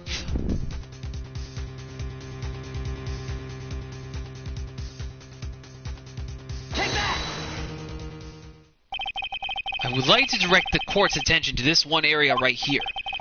What are you pointing to? His ankles? If you could see this person's ankles, that would be one thing. However, you can't. And what does that mean? The costume person in this photo could not have been Mr. Edgar. What is the meaning of this? I wonder if you would care to elaborate with actual facts, that is. Let's take a look at the Nickel Samurai's poster. Please pay particular attention to the area around the bottom of the hakama. His socks. You can see his socks. Exactly. However, in this photo, the Nickel Samurai is clearly holding his hakama up just to walk. There is only one explanation for this. The person inside this costume is clearly much shorter than the defendant. Excuse me. Alright, I think I've turned things around for myself this time. Let's hope so. I'm not quite sure. That's curious. Huh? What is? Edgeworth is unusually calm today. That's true. He's just letting the trial run itself, as if he's only along for the ride. Along for the ride? What do you mean by that? I can only guess that perhaps he doesn't feel under attack at all. He doesn't feel under attack? Then I haven't damaged his case at all. Mr. Edgeworth, where does this leave us? If the person in this photo is not Matt Engard, then everything the prosecution has tried to prove has become meaningless. I figured it would come to this. What? Right. I have something I want to ask you. I think you have proven that the person inside this costume is not Matt Engard. In that case, who is this a photo of? Who's the person wearing the Nickel Samurai costume? Don't stress out over this, Phoenix. It's very simple. What you should be focused on is Edgeworth's attitude, don't you think? Yeah, why is he so calm? Mr. Wright, let's hear your thoughts. I think we already know who it is at this point. Who is the person in this photograph? There's only one person that fits the bill. Adrian. Adrian Andrews? If you want to know who that Nickel Samurai is, it is none other than this woman. And why would you say it must be Miss Andrews? What in the world points you to her? For starters, she's short, and she can freely move in and out of Mr. Engard's room. Finally, she had dinner with Mr. Engard that night. And how does that all add up? It means that it makes it very easy for her to get a certain item. A certain knife with Mr. Engard's fingerprints all over it. The knife that was used as a murder weapon. Why don't you just say what it is you want, Wright? I have to do this now. This is my last chance to turn things around.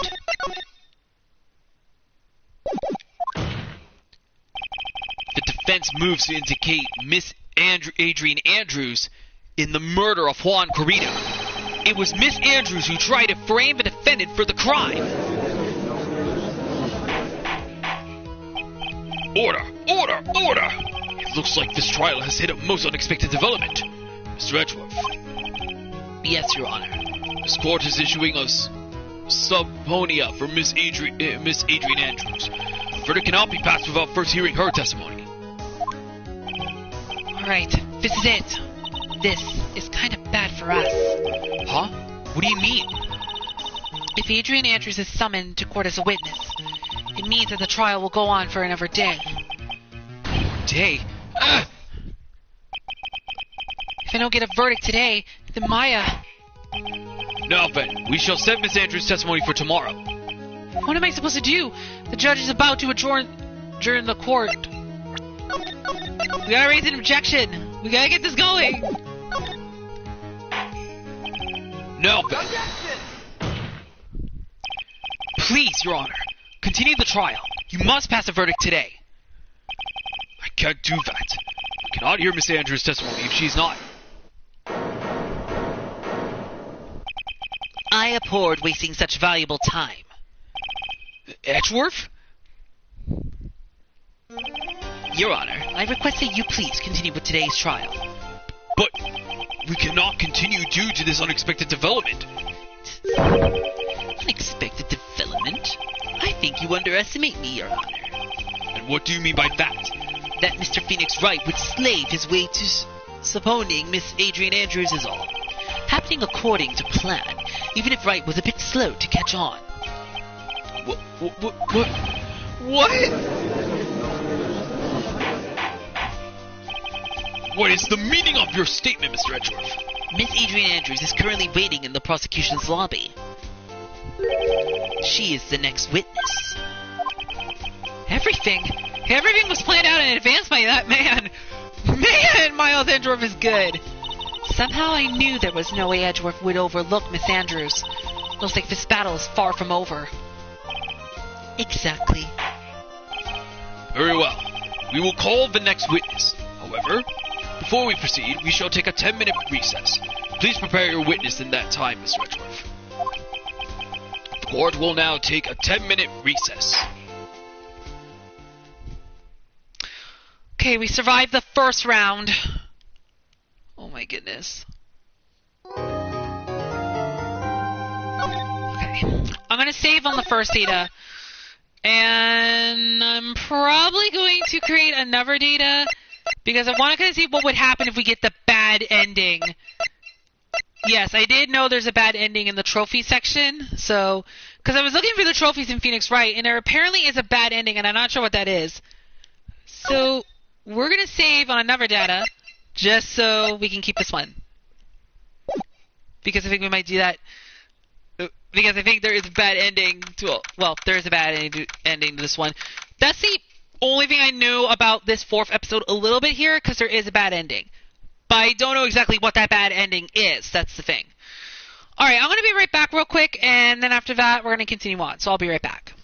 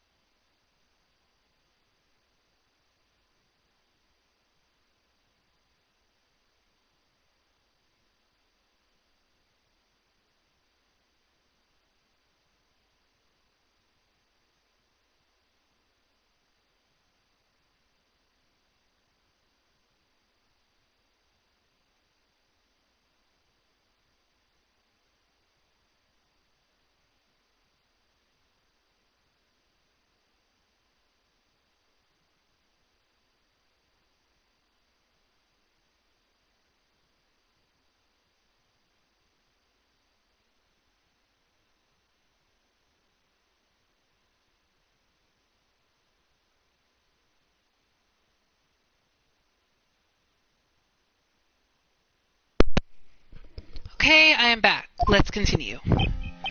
Dude, I can't believe that's Adrian. No way. Not cool and collected Adrian Andrews. She is your manager. It would have been very easy for her to pull this off. The only person who had easy access to the knife you used at dinner was, well, her. So after the ceremony, during the break, huh? Excuse me. I was sleeping like a log the entire time. See? She could have also easily planted that blood cover button in your hakama. Because she was the one that came to wake me up. Then, dude, you're saying it really was her? Yes, she is the real killer. She was the one who murdered Juan Corrida. But why? I thought she was buzzed with Juan. She has her own agenda. Her own agenda? What are you talking about? I'm sure you'll see by the time this trial's over. It'll be alright. I'll get you acquitted by the end of the day. Give me a verdict that's refreshing, like a spring breeze. Okay, Miss Lawyer Dude? Phoenix, you think her motive is related to Celeste Impact's missing suicide note, right? Yes. Miss Andrews depended on Miss Impacts as her strength and reason to live. But then Miss Impacts suddenly killed herself. It sounds like she left a suicide note, and the person thought to have hidden it. Is Juan Corrida the victim of this murder? And that's why I think that Miss Andrews got close to Miss Corrida. All to get the suicide note back. That sounds plausible. But one thing bothers me. What? Who was it that first told us about the relationship? Better stated, Miss Andrews' dependency issues with regards to Miss Impacts. It was Edgeworth. It looks like he's still the one in command of his ship. Don't let your guard down yet. March 22nd, 2:25 p.m., District Court, courtroom number 3. Court will now reconvene. Now for Mr. Edgeworth, if you please. The prosecution calls the witness subpoenaed by this court, Miss Adrian Andrews, the person who discovered the crime in Mr. Juan Corrida's room. What is your occupation? I am the manager of the defendant at this case, Mr. Matt Engard. I see. Now, before we begin, Your Honor, I have one request. Yes, sure. What is it? I'm sure everyone in this room is wondering the same thing, and would love to find out more about my relationship with the victim. After all, it was the topic of a certain weekly magazine recently. No, I have no idea what you mean. I've never even heard of the Gossip Lad. The judge was never a prosecution witness. He'd do all my work for me. Anyway, I was wondering if you could please tell us about your relation to the victim. Yes, I was seeing Mr. Corrida. I was also aware of the rivalry that existed between Matt and Juan, but this was a private matter between Juan and myself. So it was a fry and bait matter. What was that bait and fry? Bait and fry reminds me of fishing. But I didn't kill him. No one is accusing you of that. I think there's someone who would beg to differ. I think we all understand your relationship with the victim now, Miss Andrews. Very well, then. Witness, please testify to the court about what happened when you discovered the murder that had taken place. When I found the body, it was time for the show to start, so I went to get Matt from his room. After that, I went to Juan's room, and there was his dead body. I was in shock. What I saw was naturally the exact same scene as in the crime scene photo. I felt as though I was about to faint, so I poured myself a glass of juice.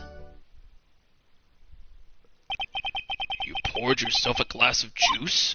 Yes, sadly I didn't remember not to touch things at the scene of the crime, and I disturbed the crime scene by moving this one thing. And that is when the fingerprints on the wine glass were made, Your Honor. I see. Well, Mr. Wright, you may cross-examine the witness. Phoenix, she is one cool and collected customer, and she has the brains to match. Yes, I know. In order to catch a person like her, you have to avoid head-on confrontations. You should disrupt her pacing. Disrupt her pacing? She's the type of woman who is easily thrown off by things inconsistent with her thinking. So you have to attack when she least expects it. The instant you let up on your offense is the instant this trial is over. Understand? Okay, we gotta be careful.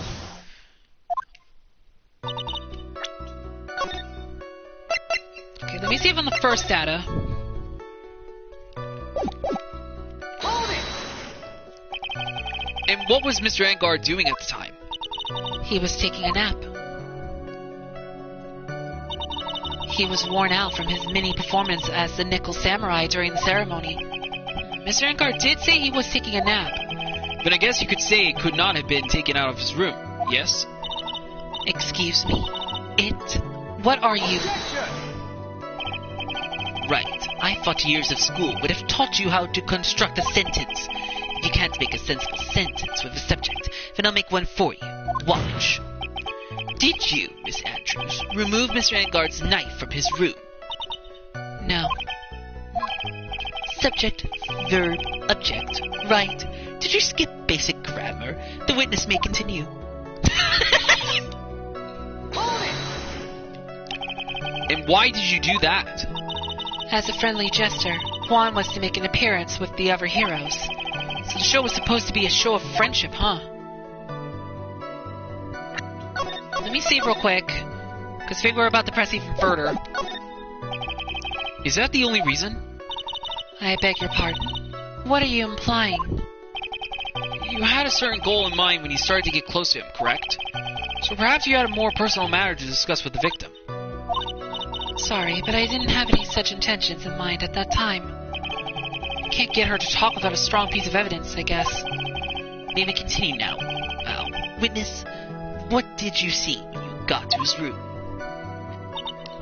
Hold it! You were in shock. What? Was I not supposed to be? Miss Andrews is a very calculating person, and despite how close they were, I doubt she had romantic feelings for Mr. Kurita. Anyone randomly stumbling upon a dead body would be in shock, and you can't seriously expect that a young beauty like her would not be shocked. Somehow, I don't think beauty has anything to do with being shocked or not. I see.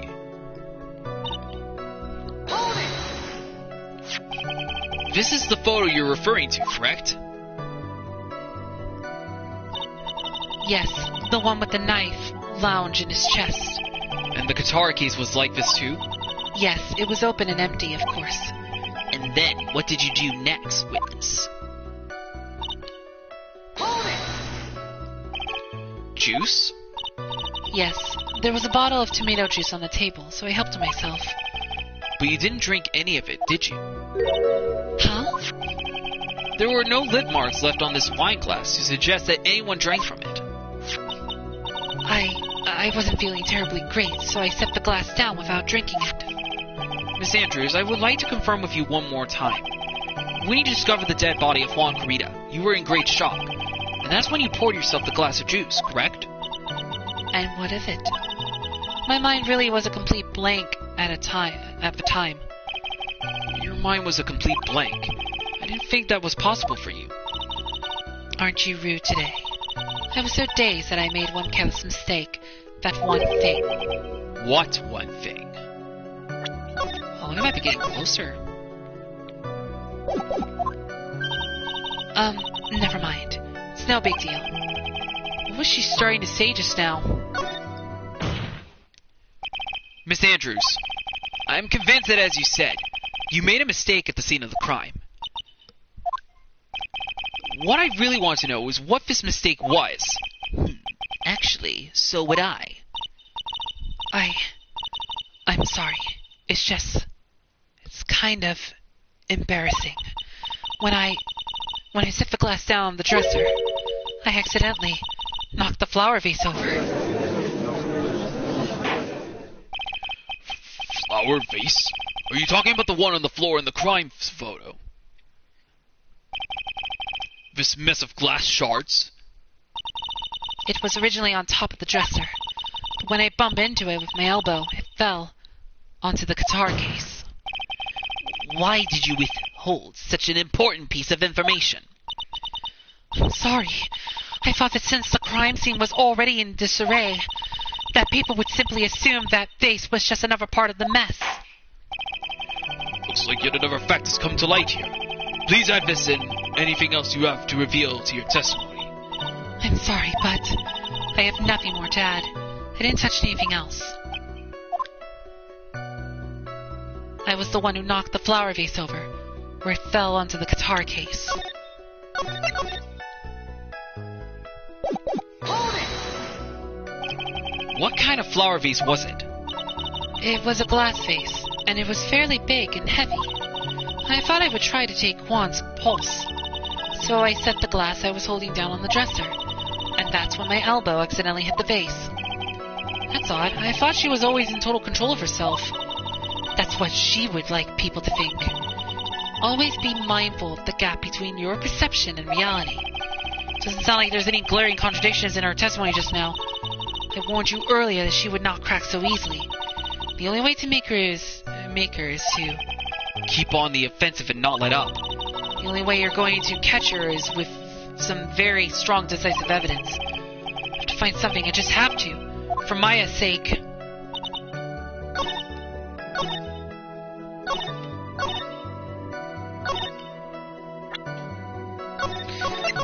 I wonder if the guitar case has anything going on around.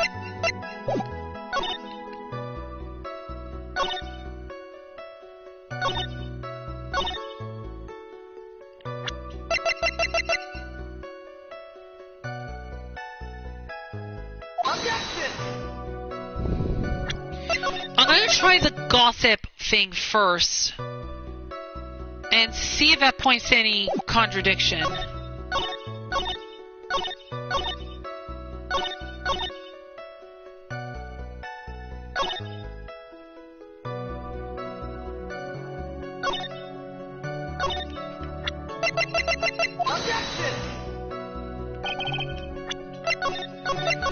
Okay, I don't think it's probably that. I was the one who knocked the flower vase over where it fell on the guitar case.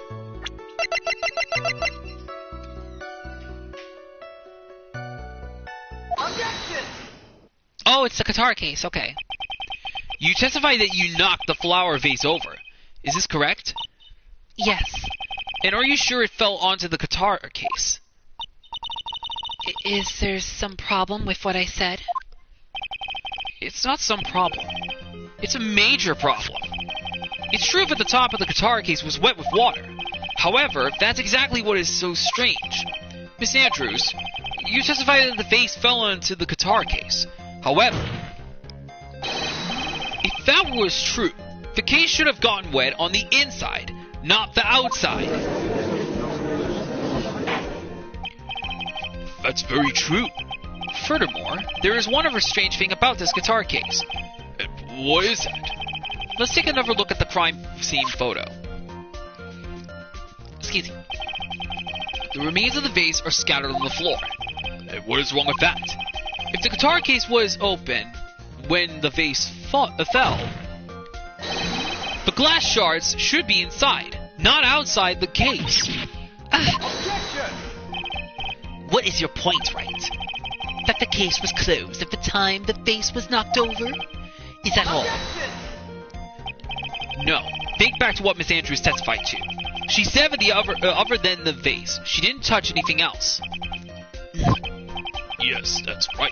She did implicitly say she did touch the guitar case. But this whole matter with the guitar case is a dead end. The bright red guitar was found at the studio. It has no bearing on this case at all. That may very well be. However, The empty guitar case does seem to have no relation to this case, doesn't it?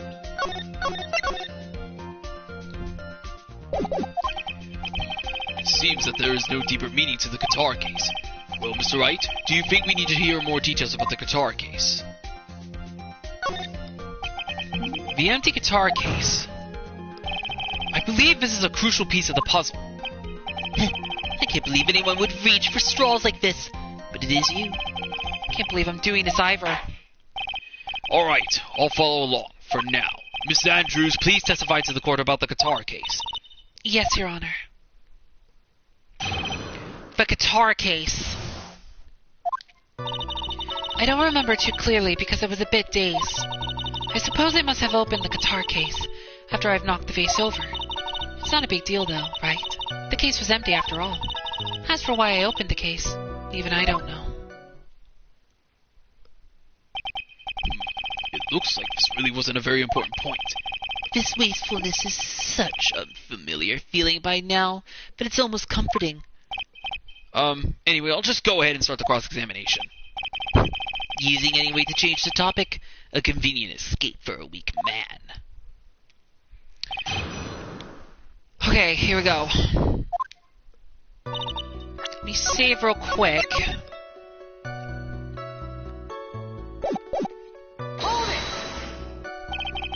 During your testimony just now, did you remember those events clearly in your mind?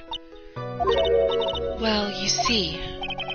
Are you sure you are the one who opened the guitar case? She's waiting for someone to tell her if she should answer or not. Sounds like her dependent side is taking over. Well, Miss Andrews? Yes, it was me.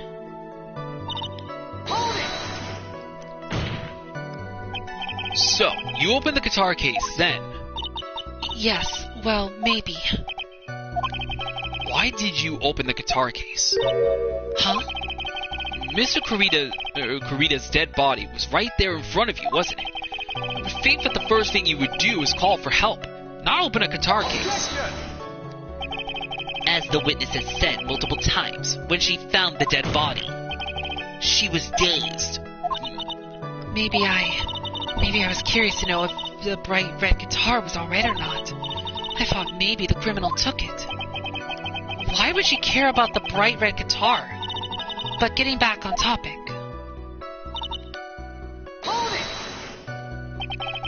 Was it really empty?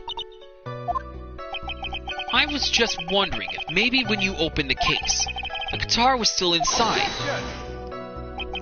How long have you been a lawyer, Mr. Wright? Have a little professionalism. The bright red guitar was found at the studio. These trials would be over in half the time if you would just pay attention. Yes, pay more attention, Mr. Wright. Sorry. Was that because you were shocked and dazed at discovering the victim's body? Yes, that's probably it. I'm not going to get anywhere if I continue pressing her like this. The only way to make her talk is with evidence. Guess I should give it a try. Come on, Phoenix. We can't afford to let up on her now. Wasn't planning on letting up, but... She's at her weakest now, so this is our chance.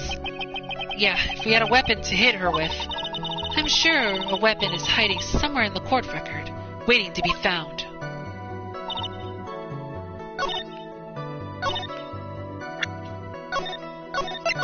What if it was the guitar that was the murder weapon? A little, well...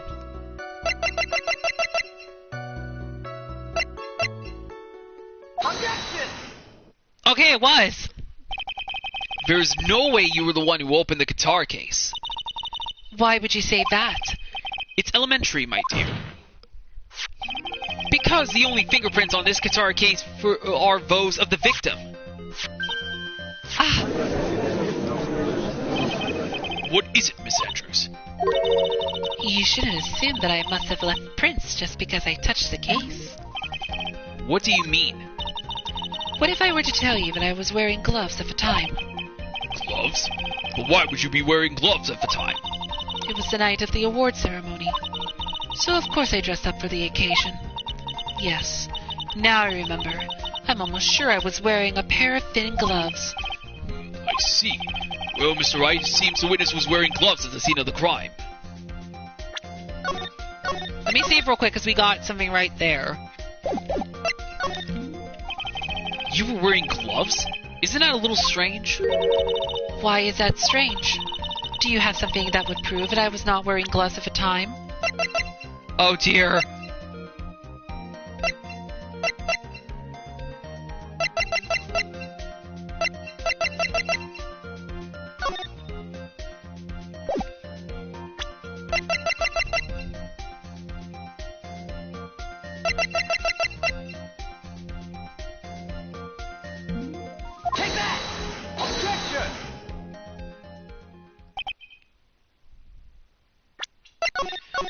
had that wrong.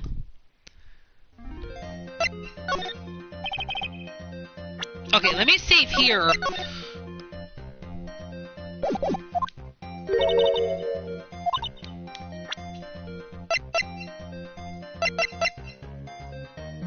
Take that! Objection! Okay, so if it wasn't the knife...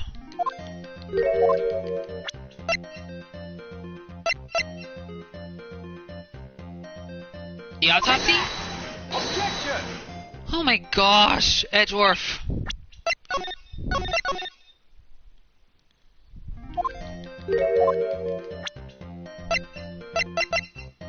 Okay, it wasn't the, bees, I know for a fact. Take that! Objection!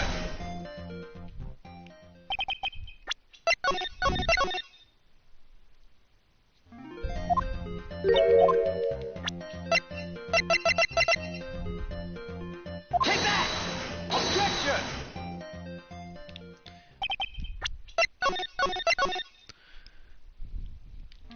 Oh my goodness, if I do not have any evidence for this, this is gonna be bad.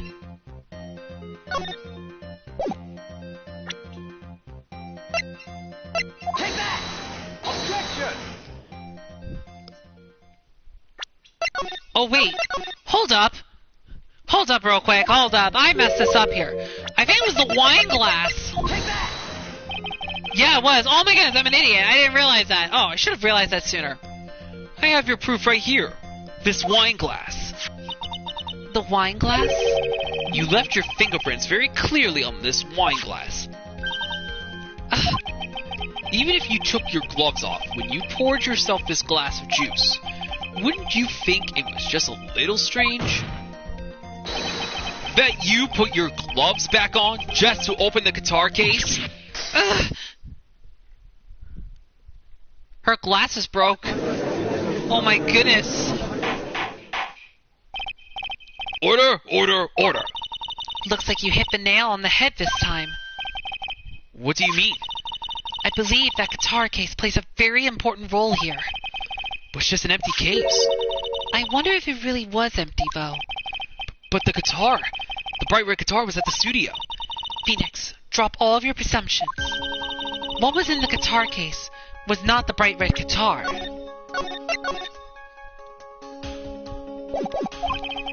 You don't mean it was a bright white guitar? Wait, that's not right either. I admit it would be unnatural for someone to do that. So the witness was not wearing gloves, despite the fact that on the case. Objection! Your Honor, this is obviously the defense's usual misdirection tactic at work. Steer the court towards an unrelated topic and lure us all into his misguided... Objection! No, Your Honor. Please recall that Miss Andrews had testified that the vase fell onto the guitar case, which means that the case was closed when the crime took place. However, it is wide open in this photo of the crime scene. I am sure this guitar case has some relation to the murder. Objection! If you are so sure, right? Uh-oh. I think we gotta show evidence. I don't know. Then I'm sure you can somehow substantiate your outrageous claim, correct? Please, enlighten us why that guitar case has anything at all to do with this murder. Can you do that, Mr. Wright? Well... Let's suppose for a second that the bright red guitar was not the only thing that could have been in the case. The bright red guitar not being the only thing? You don't mean to suggest that a bright black guitar was... So, you intend to push your theory that the case was not empty? Is that it, right? I wouldn't say something I didn't intend to prove. Deflate that head of yours. You haven't proven anything yet. Now then, let's have it. What was inside this case at the time of the murder?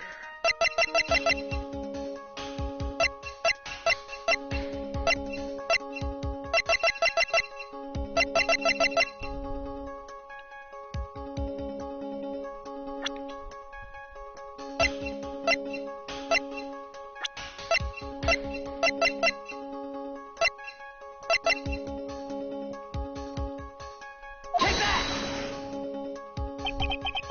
why would something like that be inside a guitar case, let alone this one? Why, Mr. Wright? Why? Well, I just thought it might have been possible. I have a suggestion. Why don't you put that in the void where your brain is supposed to be? Yes, and never bring it out again. Okay, I thought I was onto something here with that one.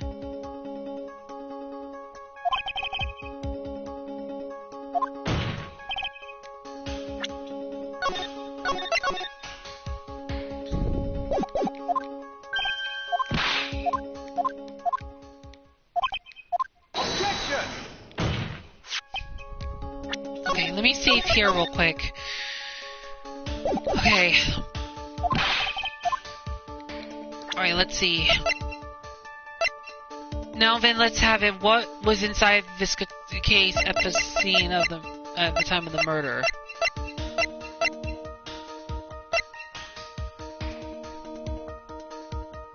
Take that!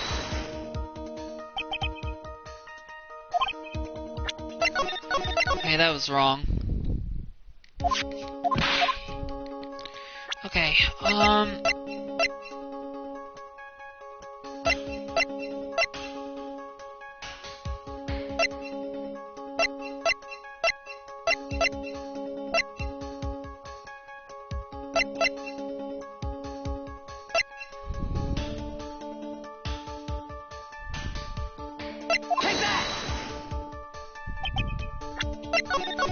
okay, I may want to try to be careful here. What was inside? Take that! Take that!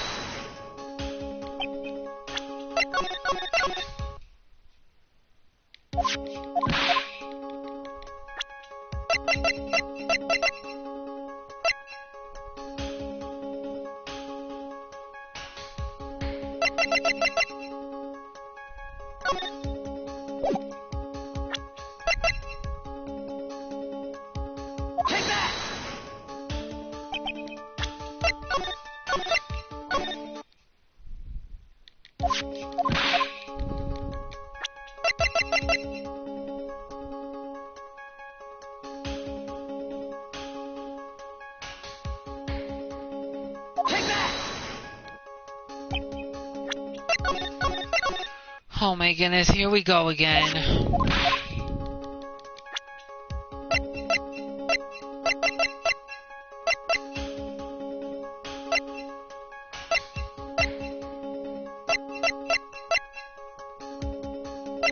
that!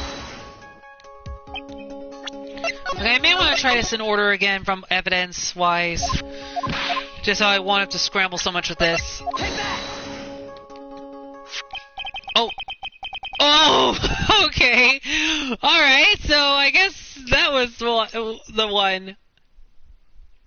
But why, though? This is a photograph. Yes, but what is important is what is in that picture, Your Honor. In this picture? It doesn't take a genius to see what I mean. What I am proposing is... Inside the guitar case was the Nickel Samurai, the hero's very own costume. What? Mr. Wright, explain yourself. Right, are you saying that the witness opened the guitar case to take out a costume? What insane point would there be to doing something like that? That insane point would be to wear the costume, of course. Miss Andrews pulled it on to hide her identity so she could make her escape. After all, you couldn't let anyone see you leave, could you, Miss Andrews? I refuse to accept your theory. Do you have anything to support such a preposterous idea?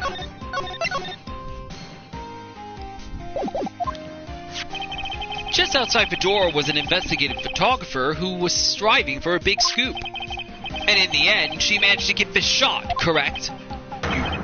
You mean this photo? Order! Order! Looks like we're wandered into quite another mess again, haven't we? Nice job, Phoenix. Well, you know my strategy. Speak first, think later. So the real murderer was hiding inside a costume. Wait 1 second, Your Honor. The Nickel Samurai's costume would have been Mr. Matt Engard's. Why would something of the defendant's be in the victim's room? inside the guitar case of all places. True, but it's a little baffling. Mr. Wright, the court would like to hear your thoughts. What was this Nickel Samurai costume doing inside the guitar case? It was stolen? I think it may have been stolen from Mr. Engard. Stolen? But why would someone do such a thing? Maybe the thief wanted to interfere with the post-ceremony stage show. And so, if he didn't have his costume, then Mr. Engard would be forced to go naked. Maybe you should be stripped naked and run out for making a mockery of this court. Excuse me? Mr. Matt Engard did not take his costume off after the awards ceremony. He even testified that he took a nap while still wearing his costume. Is this not correct? Yeah, he did say something like that, didn't he? That's what I thought. Oh man, I thought we were getting somewhere. Mr. Engard did not take his costume off during the break period. In that case, the costume we are talking about was a spare one. What? Then, are you saying that on the night of the murder, there were 2 Nickel Samurai costumes at the Gatewater Hotel? Yes, that is what I am saying. And how do you explain the costume that was inside the guitar case? It would be that the victim himself had brought this spare to the ceremony on purpose. But why? The victim, Mr. Kurita, was the Jamin ninja. Why would he secretly bring the Nickel Samurai spare costume with him? What could be the reason behind such a peculiar act? And there lies the sticking point. What are you mumbling to yourself about now? Have you just been rambling all this time without any sense of inner monologue? Huh? No, I just... Mr. Wright, please explain yourself. Why do you think the victim had the Nickel Samurai spare costume? Phoenix, are you sure you can explain this one? Think carefully before you answer, and then answer with gusto. I believe in you. Alright, this is what I think. The reason the victim brought the Nickel Samurai spare costume to the hotel was... Take that! What is this? On the night of the murder, after the stage show, the Nickel Samurai was going to hold a special press conference. Press conference? Yes, the Nickel Samurai was supposed to confess something at this conference. I heard about this as well. For once, you're not making something up, right? But what struck me as strange was that Mr. Engard himself said he had no idea he was supposed to be holding a press conference that night. But how can that be? The way I see it, that can mean only one thing. The conference was set up by none other than the victim, Mr. Juan Kurita himself. The victim? Yes. The spare Nickel Samurai costume was prepared for that very conference. Mr. Kurita was going to hold the press conference as the Nickel Samurai. He was going to dress up as the Nickel Samurai and hold a conference. But why would the victim do such a thing? That's something I don't quite know yet. However, what I'm concerned with right now is what he intended to reveal at the conference. The Nickel Samurai was going to confess something. And by confess, I'd wager he was going to reveal something about himself. Which means that Juan Kurita, posing as the Nickel Samurai, was going to speak about Matt Engard. Yes, I guess that is what it would mean. But if that's the case, that's not a confession. That's public disclosure. Miss Andrews? I can see why you are pros at what you do. Pardon me? Yes, just as you say, the press conference was set up by Juan. Miss Andrews, please offer us an explanation for this. I was the one who he asked to help set it up. And the person who prepared the second costume for him, that was also me. You? Juan had bet everything on the Jamin ninja this year. And if he lost the Grand Prix, he was going to make sure Matt was going down with him. That's what he thought anyway. He was going to ruin him, huh? It looked like somehow Juan had in his hands a secret so powerful that it would destroy Matt's acting career had it been revealed. What? We're getting somewhere. It's becoming a long episode. It's going to be 12 o'clock pretty soon. It's like 11:12 right now. And do you know what the secret of Mr. Edgard's is, Miss Andrews? That's something only Juan knew. I don't know what it is. Oh, I see.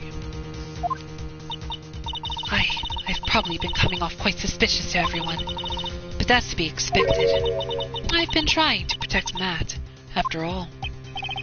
Protect Mr. Engard? And yet again, another strange bit of truth comes to light, it seems. Miss Andrews, if you could, please tell us the truth about your behavior. Yes, Your Honor. I understand. Protecting Matt. From the moment I saw the crime scene, I had a feeling that Matt was the murderer. Matt had to kill Juan no matter what, and he didn't have an alibi for what he was doing at the time of the murder. My thoughts were confirmed by the evidence, of course, the button and the knife. But I'm Matt's manager, so I felt that I had to protect him. This does account for everything. Well, I am the logical type. We're finally seeing her true self. She is more nervous than a scared rabbit. If the defense can find no fault with this testimony, I am ready to make a ruling. Please keep that in mind as you cross-examine Mr. Wright. It's like somehow everything has swung to the opposite end of the scale again. It just means I have to put my weight into this and turn her logic upside down.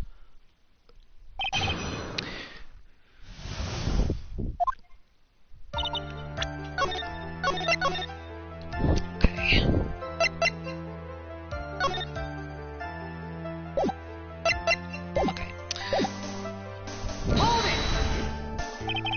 Would you say that was your intuition speaking to you?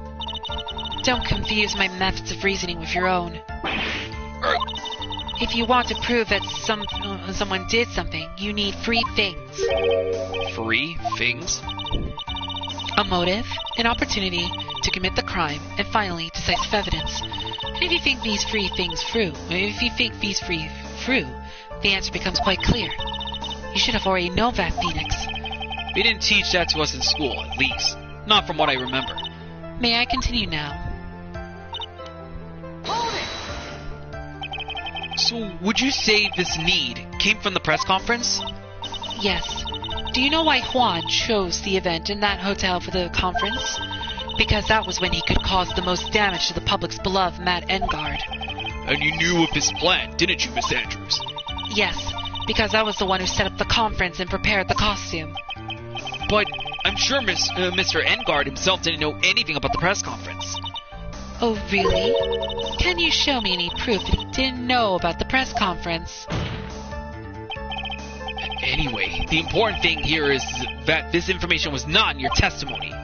Yes, I agree, Miss Andrews. Please correct your testimony if you please. Grasping at straws now, are we, Mr. Wright? I know what his motive was, but I don't have any way to prove I'm right. Has Mr. Engard done something to hurt or betray you personally? Why do you ask? You were the one who helped Mr. Corrida with his press conference, and that event was supposed to bring down Mr. Engard, yet you still helped out. Objection! The person on trial right now is Mr. Engard Wright. What the witness was thinking, helping the victim with his plan, is none of our concern. In any case, this means that the defendant had a motive to kill. Why do I keep doing this to myself? Hold it! But didn't you already testify earlier that Mr. Engard was taking a nap in his room? Are you telling me now that that too was a lie so you could cover for Mr. Engard? I'm not telling you anything of the sort. When I went to get him for the show, he honestly was sleeping. However, as to whether he was sleeping the entire time, that I cannot say. I was too busy setting up the stage at the time. I keeps trying, but I can find no flaws for what Miss Andrews has said. I can't say the same for some people here in this courtroom, however. The judge is glaring straight at Mia. He's glaring at you, smart guy. Hold it! You can hardly call the knife decisive evidence.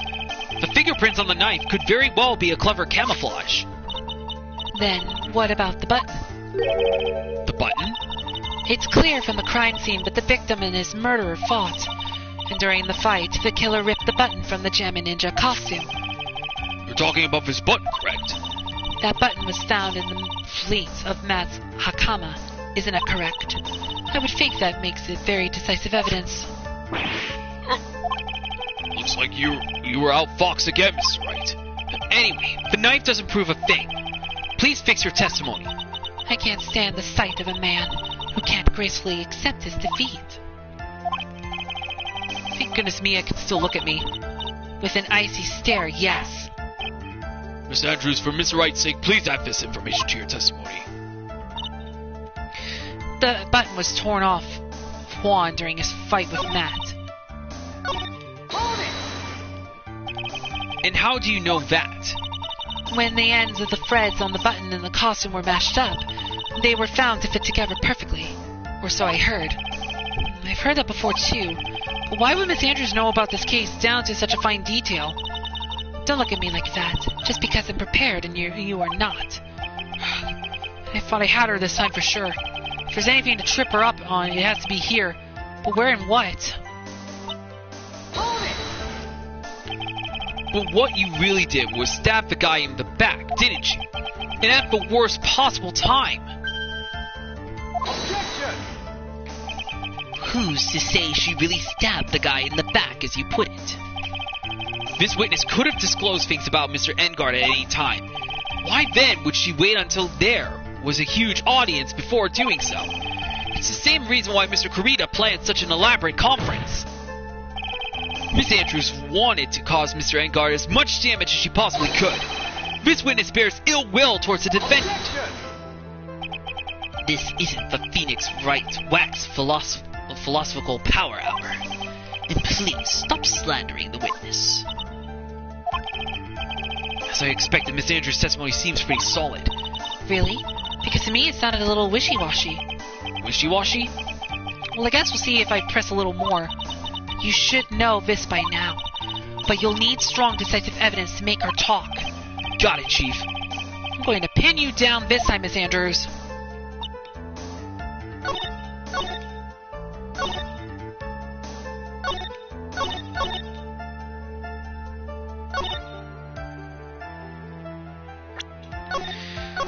Let me save real quick. This could really determine everything. Objection!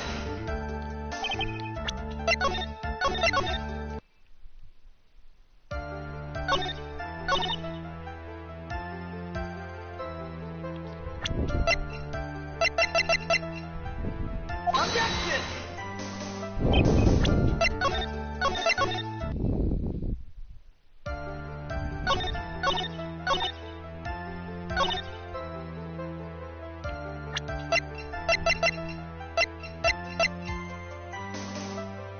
Objection! The autopsy! This is the victim's autopsy report. It clearly states that the cause of death was strangulation by a scarf. Strangulation? The knife stab to the victim was done after the victim had already died. And what does that mean? Let's examine the evidence. This button has the victim's blood on it, which would mean that it was ripped off of the costume when... After the knife was stabbed into the victim. Exactly, which means... it is impossible that this button was torn off during the victim's final struggle. Because the victim was strangled to death in that fight. That's right, Miss Andrews. There is no way this button was ripped off during the struggle. This button was successively pulled off of the victim's already dead body. Order! Order! What is the meaning? What is the meaning of this, Wright? So what if the button was torn off the body after the victim had already died? What does that change? Let me ask you one simple question, Mr. Edgeworth. Why was the button torn off? What purpose did that serve? What purpose?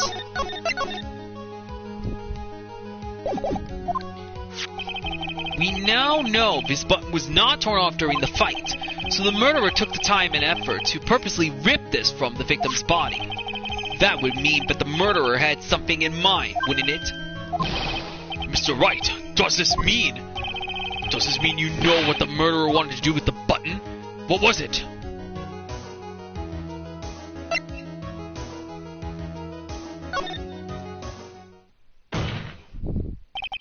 There is only one logical reason for doing something like that. It was to pin the crime on Mr. Engard. There is no way anyone would put a bloody button in their own pants. That's right. Mr. Engard was set up. By the real killer, of course. And the real murderer is...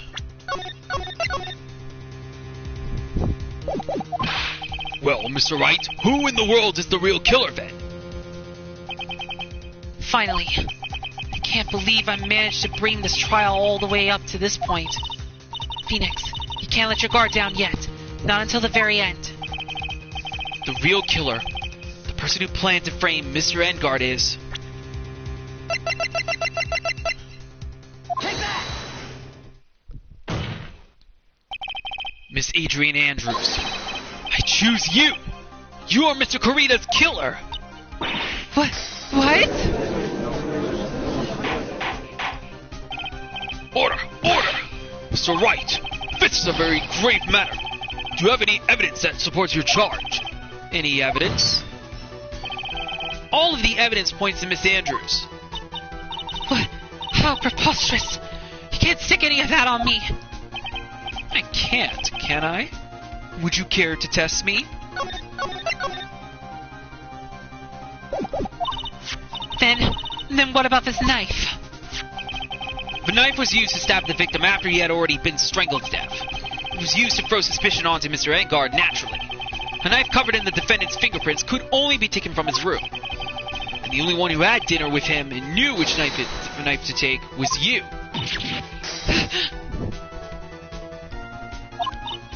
Then, what about the button that was found in Matt's Hakama? This button was removed from the victim's body after he had already died. The only people who could have done so were the person who found his body or the killer. However, if Mr. Engard was the real killer, there is no way he could have put such incriminating evidence in his own Hakama.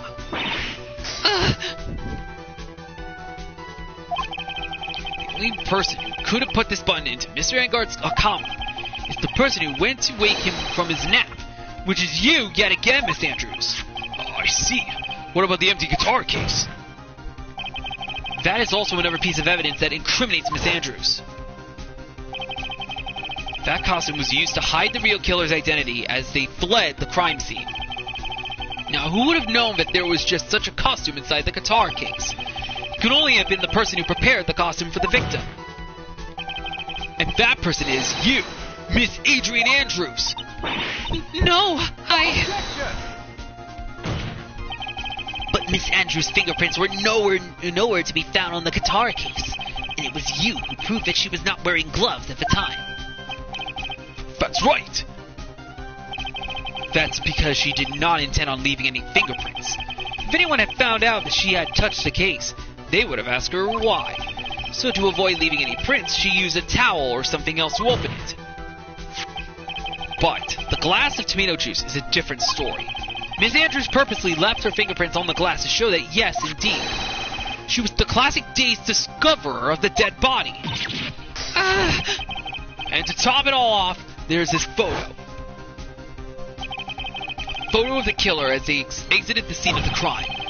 No reasonable person on Earth can believe this nickel samurai is Mr. Engard. He would be much too short for his own costume if it was him. Speaking of how tall people are, Miss Andrews, you're also kind of short in stature, are you not? please, stop. Well, how about it, Miss Andrews?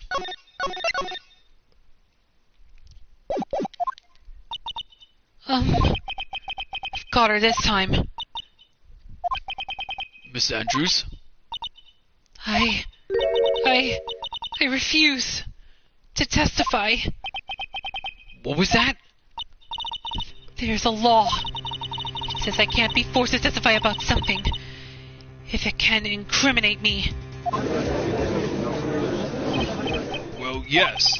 You are absolutely correct, Miss Andrews.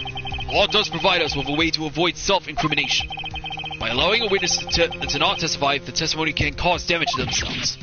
What? Pleading the fifth is not something most people would think to do on the spot. Actually, thinking back to yesterday in Mr. Engard's room. Adrian Andrews. Yes? Think hard about what we just discussed. Understood? Alright. That's it. That's when Francisca planted this idea into her head. She must have told Miss Andrews to not testify if things look bad. You did a good job proving everything up until this point, Phoenix. But there is still one thing you haven't done. Something I haven't done? What's wrong, Wright? Are you finished already? Run out of evidence? What is so humorous, Mr. Edgeworth? I'm sure you realize this as well, Your Honor. But everything that a good lawyer here has proven up to this point is meaningless. What? Everything you have proven is circumstantial. Circumstantial? Yes, circumstantial. You have yet to provide a single piece of definite proof. Proof that Miss Andrews did, in fact, harbor a wish to murder Mr. Carina. Miss Andrews, did you want to kill Mr. Carina?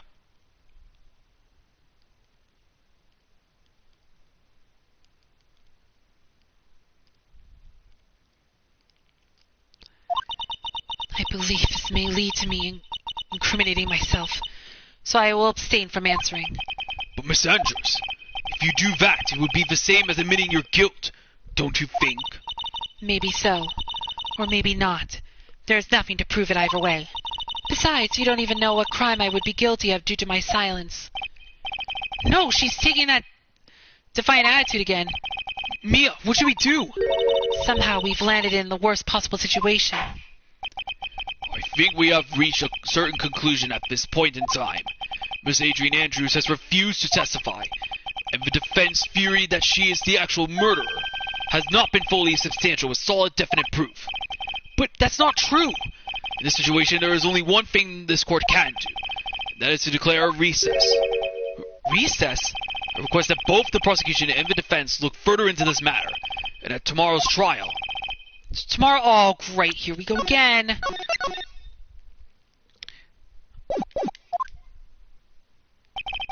We don't have a tomorrow. If we don't get a not guilty verdict today, then... Please wait, Your Honor. That's not necessary. The trial. Please continue the trial. What are you sweating for? Your client is getting one more day to live, isn't he? That's not it. This isn't about that. Hedgeworth, I know you know who the real killer is. Please, let the trial continue. If I don't get the verdict, Maya. But it's impossible to continue as long as the witness refuses to testify. Now that this court is... It is not impossible for this trial to continue. Mr. Edgeworth, what are you... It's true Miss Andrews holds the right against self-incrimination. However, if the topic of conversation was something unrelated to whatever she may be guilty of, then she has no right to withhold testimony. Yes, that is very true, but... Actually, there is one little thing that I'm curious about. Miss Andrews, when you found the victim's dead body, you poured yourself a glass of juice. Yes, and... I can't help but think how unnatural that is. Usually when one finds a body, they are shaken up, not stirring a glass of juice. So my actions were unusual, but I've already... Before you speak, I want to state that if you have a reason behind your actions, I would like you to testify to that effect. Testify?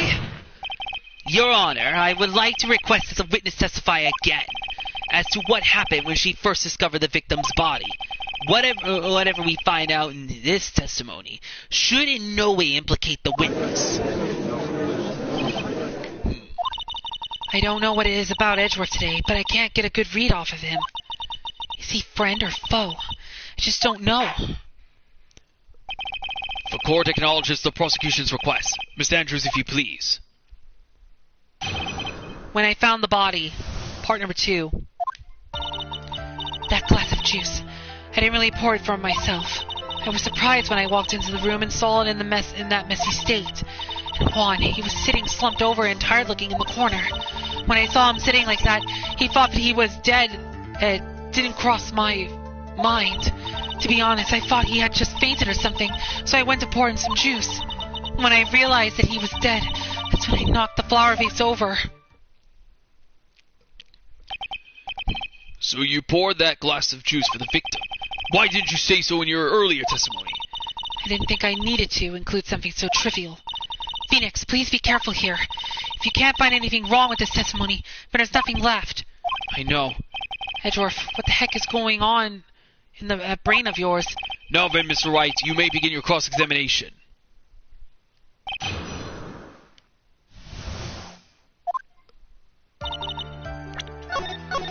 Okay, this is it. We're at the home stretch now at this point. But there wasn't anyone else in the room, right? Of course not. Then who did you pour it for? Mr. Wright, there is a rhyme and reason for everything. Can you wait just a little longer for it to be revealed to you? In other words, Wright, be quiet and listen. Precisely. I couldn't have said it better myself.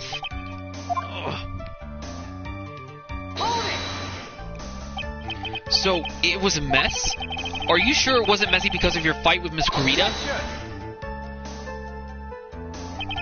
I understand your frustration at not being able to prove your theory. However, before you go accusing people of crimes, go find yourself some evidence.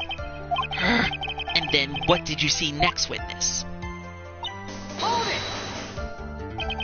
Slumped over. Yes, he was just sitting there with his head tilted forward, eyes closed. He really looked like he was sleeping. Is it just me, or did that right there sound a little odd? Then what did cross your mind? I thought maybe he had smashed everything up in anger because he lost the Grand Prix, and then felt tired after his rampage, so he decided to take a nap. Anyways, that's what I thought. I see. So didn't you think he was dead at all? You thought he fainted? I thought he was asleep at first, but then the room was in such a messy state. I thought maybe he had gotten into a fight with someone. And that's when you went to pour the glass of juice.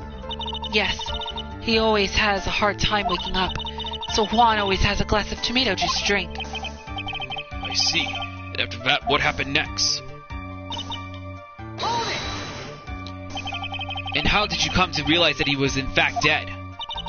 I shook him over and over, but I never got a response. So I set the glass down on the dresser and tried to take his pulse.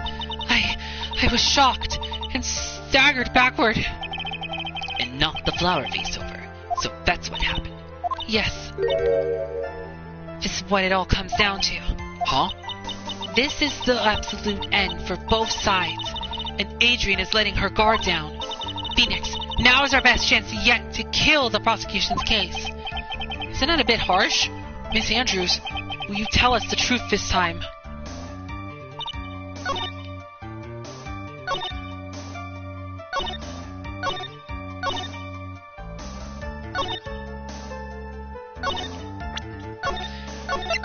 Okay, this is gonna be tough. Which one can I contradict? I know this is gonna be a long episode, but I really want to get through the end of this.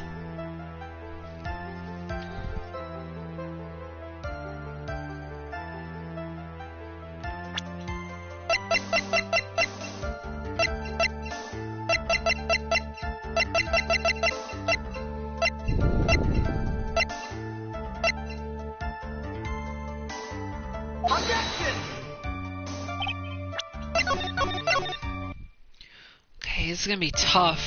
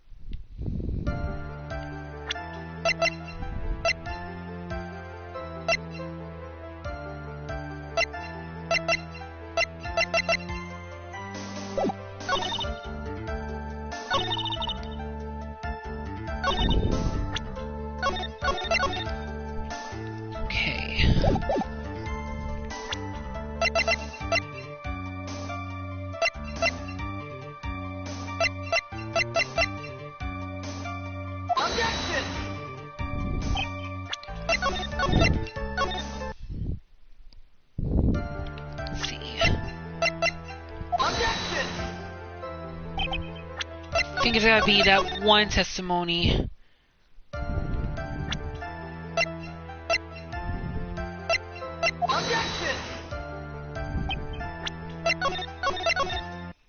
Because this could really determine everything at this point.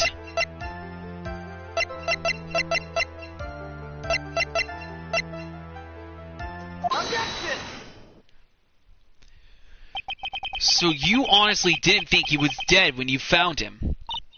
No, not at all. Even though this is what you saw when you discovered the body? What is the meaning of this? Isn't it obvious, Your Honor? There is a knife sticking straight out of Mr. Kurita's chest. Anyone who saw this scene would have immediately thought here was a dead man. You see...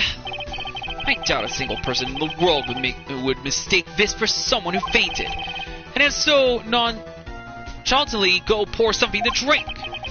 Your point is, Miss Andrews, your testimony is just now. It was all one giant lie. And your lie has proven one thing very clearly, that you are the real killer. No!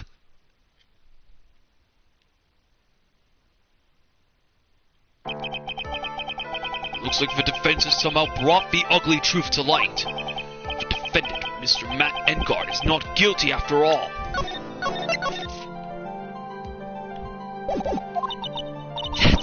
But that's impossible. You're wrong. Miss Andrews, try to have some composure. It wasn't me. It wasn't me, I tell you. It was Matt. I swear it. He's the one who killed Juan. But you were the one who refused to testify, and your reason for not doing so was that you might end up incriminating yourself. That's because... Miss Andrews, I will give you one last chance. What exactly are you hiding that may incriminate you? I refuse to testify. Then there is no need for this court to continue any further. Mr. Matt Engard's innocence has been clearly demonstrated. Is it over? Have we found the truth at last? What's wrong, Phoenix? Usually the real killer confesses his or her guilt. And now that I think about it, this is the first time someone hasn't. Now then, I would like to hand down my verdict for Mr. Matt Engard.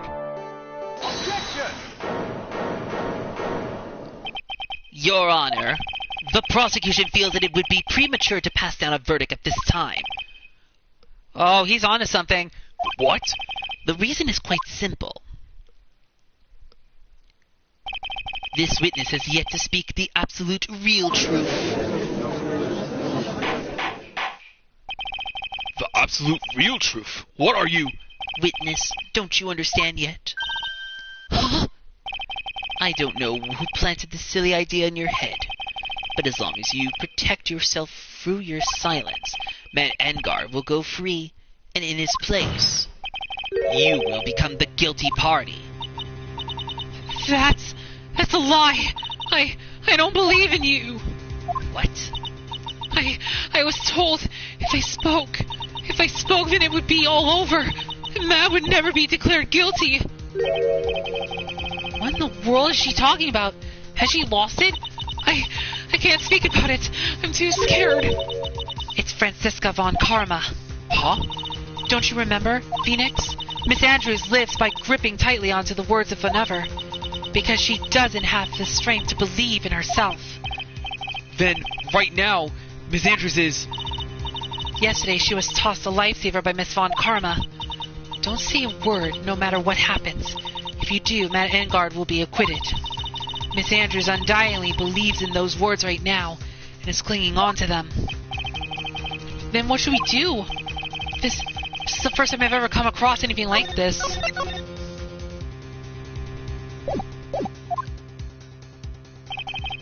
Miss Andrews has to be the killer, right?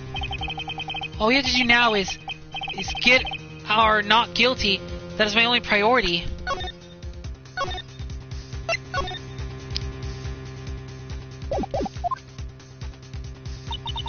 It wasn't me. I'm begging you. Please believe me. I didn't kill Juan. Help.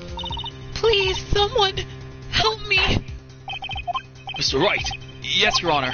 The court can't continue on like this. Therefore, I'd like to hear what you intend to do. What I intend to do? What am I supposed to do? What am I supposed to say? Right. I suggest you think very carefully about this. Think about what this witness did and what she did not do.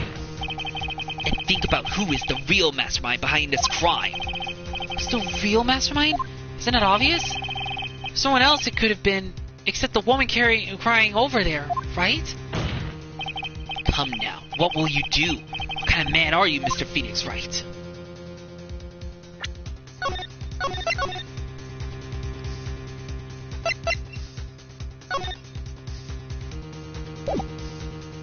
I'm not sure if that leads to the bad ending, but we'll save here as well.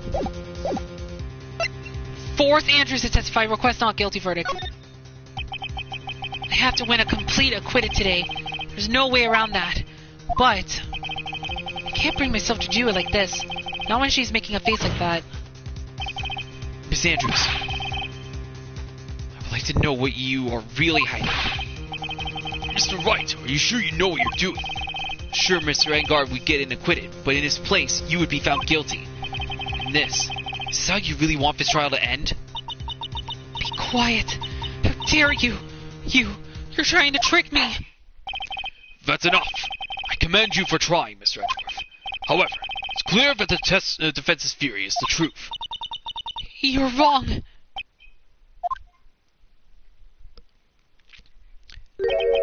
What a shame. I had hoped things wouldn't come to this. However... What is it, Mr. Edgeworth? Miss Andrews, since you absolutely refuse to testify, it falls on my shoulders to get closest to the court. Stop! Mr. Edgeworth! This witness, how should I put this? She has an illness. What? And because of this illness, she has tried to commit suicide in the past. Stop! Please stop! No matter how much you want to hide it, it's no use. I have the evidence right here. But that's the second part of the suicide report. The attempted suicide report. What will you do now, witness? You know what I am about to do, don't you? I will now reveal to the court the true nature of the pitiful woman known as Adrian Andrews. Secret of her dependent nature. Having other people know about it scares her more than anything else in the world. Please stop! I beg you! If people find out, I'll... If you're going to say you would choose death, that is of no concern to me. Edgeworth, how can you be so cold? However, before you die, I will pull the truth from your still breathing lips, no matter what I have to do. So, will you tell the court yourself, or shall I? Either is fine with me. I'll talk, but please, help me.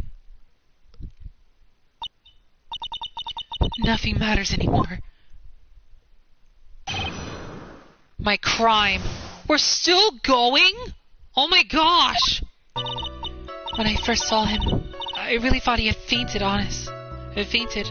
honest. When I realized he was dead, that was when I formulated my plan. Once I made sure there was no one in the hallway, I made a dash back to Matt's room. And then I stabbed Juan's dead body with the knife and ripped off the button. Just when I finished and was returning to Matt's room, I had a bit of an inconvenience. And that's why I ended up using the nickel samurai costume. Stab the body with a knife? But why would you do that? Isn't it obvious? To pin the blame on a certain person. A certain cowardly man. What? What do you mean by all this? It might take this court a little while to understand, but this is the truth. The real killer is Matt. That scumbag of a man. I'll never forgive him. He's trying to escape his guilt again, just like last time. Last time? So Miss Andrews stabbed the victim, Juan Corrida, in the chest with the knife. However, she didn't do it with murder in mind. She did it with the intent of framing Matt Engard for the murder.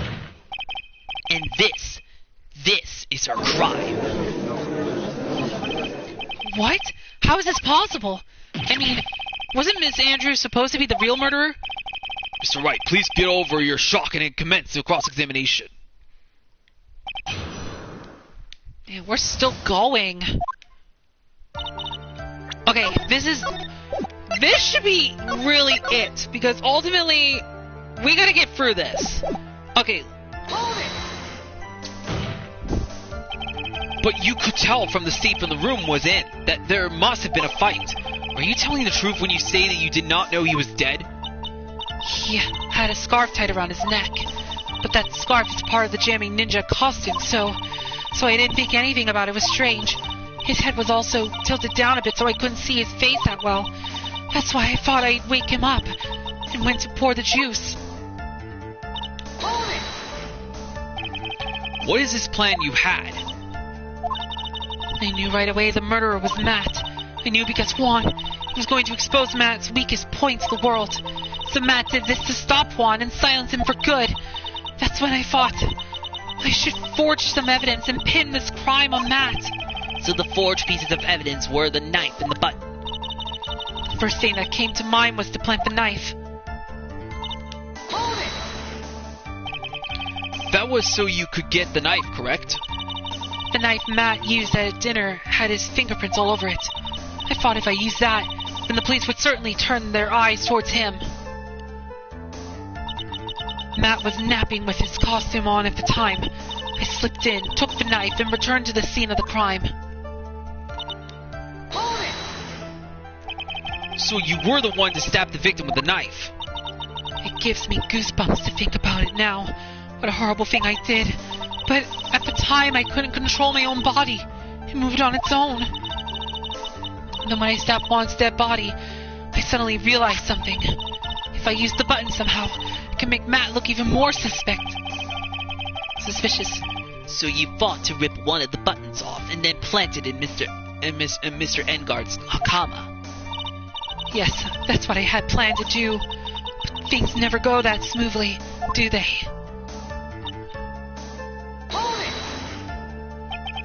An inconvenience? There was a woman with a camera at the ready, loitering in the hallway. I'm willing to bet my spikes it was Lada.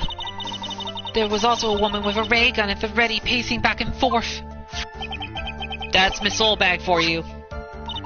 I had already been caught and made it into a big scoop for a certain weekly tabloid once, so I couldn't very well go out looking for myself and get caught again.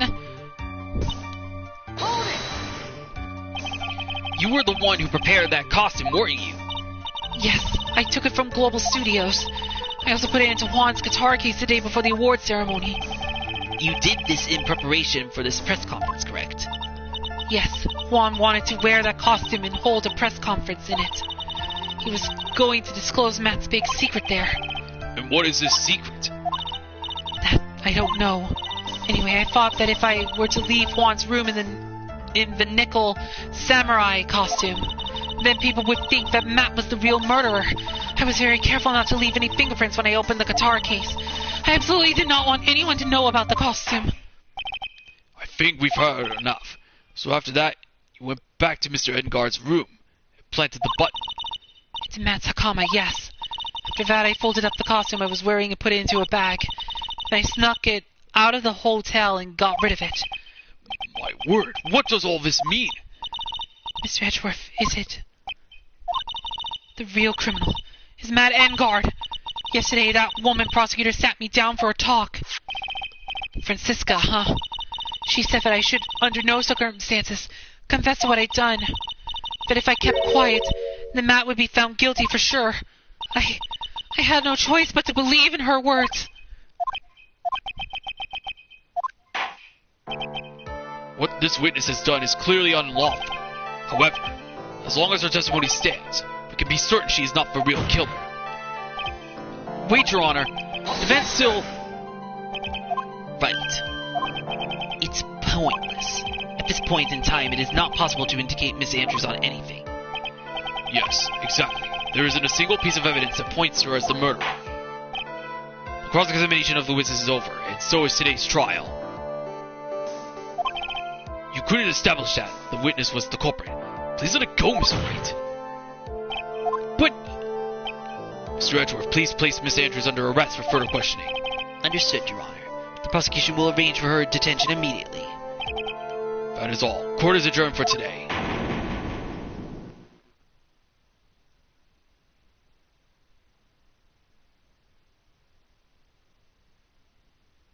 So is this the bad ending, or... Uh-oh. Today's trial. It's over. Hey, I didn't win an acquittal. Witness, would you mind if I ask you something? Edgeworth? What is it? Before you leave court today, I wonder if I might look at one thing. The card in your hand. It had my interest for quite some time now. What exactly is it? Oh, this? Miss Wright also asked about this. Although I didn't remember at the time you asked me about it, Mr. Wright. I remember just now. I found this in the room on that day. The room? That day?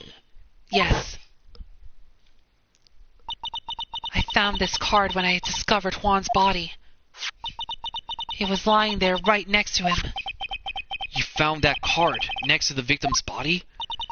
I suppose I must have unconsciously slipped it into my pocket. But it's not as if this card has any relevance in Juan's murder, right? Yeah, I guess not, but it's still a strange card if you ask me. But as far as a clue to this case, I don't see why. Witness! That card! Give it to me, hurry! Edgeworth? Do you have any idea what you have stupidly yet inadvertently done? I can't believe you hid this from me all this time! I didn't mean to! What is this all about? I've never seen Edgeworth so emotional before. What's going on? That card. What in the world is it? And what does it mean? What?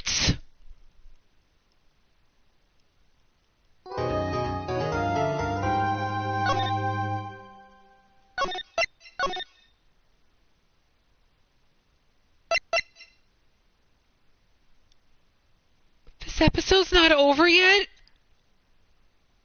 Are you kidding me? What in the world? What is going on?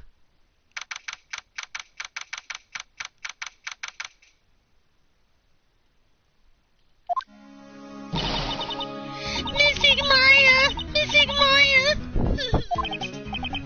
There, Pearls. I can't take it anymore. Look, it'll be alright. Everything may still work out. The condition was that we had to get a not guilty verdict. And so far, the kidnapper has kept his word and hasn't hurt Maya. And he won't because Mr. Engard hasn't been given a guilty sentence yet. Cheer up. We don't have time to stand around crying. We have to get going. You're right. Missing Maya is in much more pain than I am. Yes, that's right. So... Hey, you guys! Glad I caught you, pal. Mr. Scruffy Detective? Oh boy, looks like Detective Gumshoe has been dubbed Mr. Scruffy Detective in Pearl's book now. It's just plain old Mr. Dick Gumshoe now, and I came to talk to you, pal. But we're kind of busy right now. Okay. Alright. Oh my goodness gracious. Okay. Alright. We're gonna stop right here. What? So you mean this episode... Oh my goodness. This episode is still going. Oh, hang on. Before we wrap this up, I want to see what happens if you do waste all your points real quick. I want to first see real quick. What would happen if you fail the trial? I want to see what happens when you do that. If you reach a guilty verdict. I'm not sure if it's going to happen here or if it's going to happen in the next part of the trial. I don't know. Let's see what happens when you do something wrong. Take that!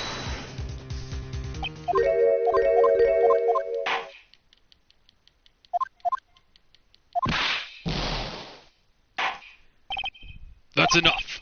This court sees no reason to further prolong the trial, nor is there any need for more time to decide the case against the defendant. This case is extremely clear. I see no room for misinterpretation of the facts. This court finds the defendant Matt Engard.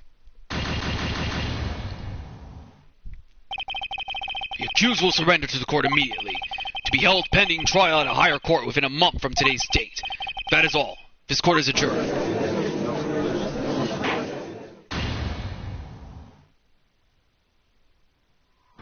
Oh, nothing happens.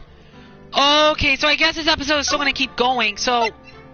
Alright, I thought that was going to lead to a bad ending or whatever, because I heard there's a bad ending. I think you have to wait...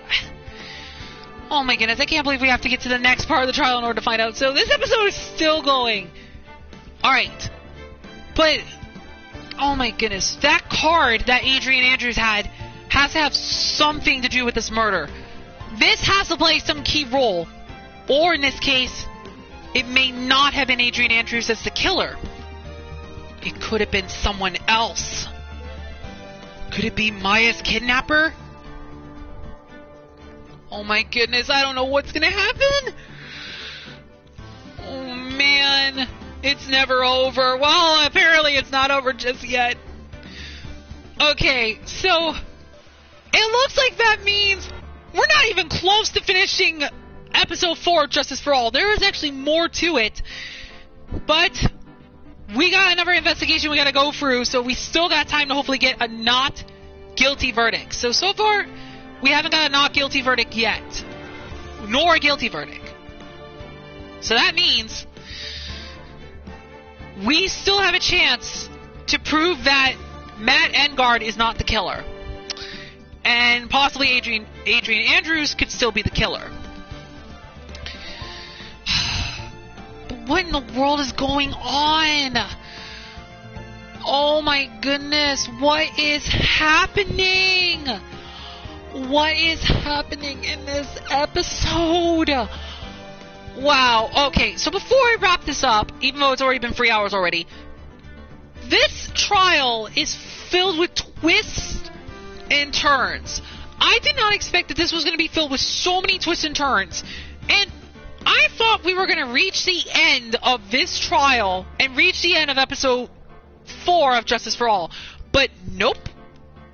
There's more. There's more to it.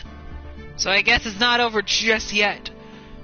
But, oh my gosh, I don't know what's going to happen now. But anyway, as much as I do want to continue this, as much as I want to continue playing longer, I'm going to wrap up this episode, because this episode's already been longer than expected. It's already been like 3 hours long already, 3 hours plus long. And I do apologize if I made any slip tongues, unfortunately, like mispronunciations and whatnot of some words, unfortunately. Especially when we were having to hear Gumshoe's testimony. Oh my goodness. Oh my goodness. That means we still have more to go. So what could that card mean? Now it's focusing on that one card. This could really determine who the real culprit is. Oh my goodness. But could it still be Adrian Andrews, though? That's the big question. I guess we'll find out soon. But anyway, well, we're going to wrap up this episode right here. So guys, that is going to be it for part 29 of my Let's Play of the Phoenix Wright Ace Attorney Trilogy. I really hope you guys have enjoyed this crazy and long episode as much as I have. And in the next part, part number 30, we are going to be doing the second part of the investigation, hear what Gumshoe has to say, and we'll find more evidence that can pinpoint how the trial will end. So, this is going to be crazy in the next episode. Excuse me. So, yeah, like I said, in the next part, we're going to be talking with Gumshoe and see what he has to say. And we're also going to hopefully maybe find some more evidence that could pinpoint if Adrian Andrews is the culprit. And also all this other stuff. So you guys do not want to miss what's going to happen on the next part of my Let's Play of the Phoenix Wright Ace Attorney Trilogy. And hopefully the next episode is not going to be like a super duper crazy long episode like this one was. And I guess that's all for me. So until next time, this is Xenoknight XE6. Hope you guys have a great night. I will see you guys in part 30 of my Let's Play of the Phoenix Wright Ace Attorney Trilogy, where we will do the second part of the investigation for episode 4. And I will see you guys in the next video. Until then, farewell and have a good night.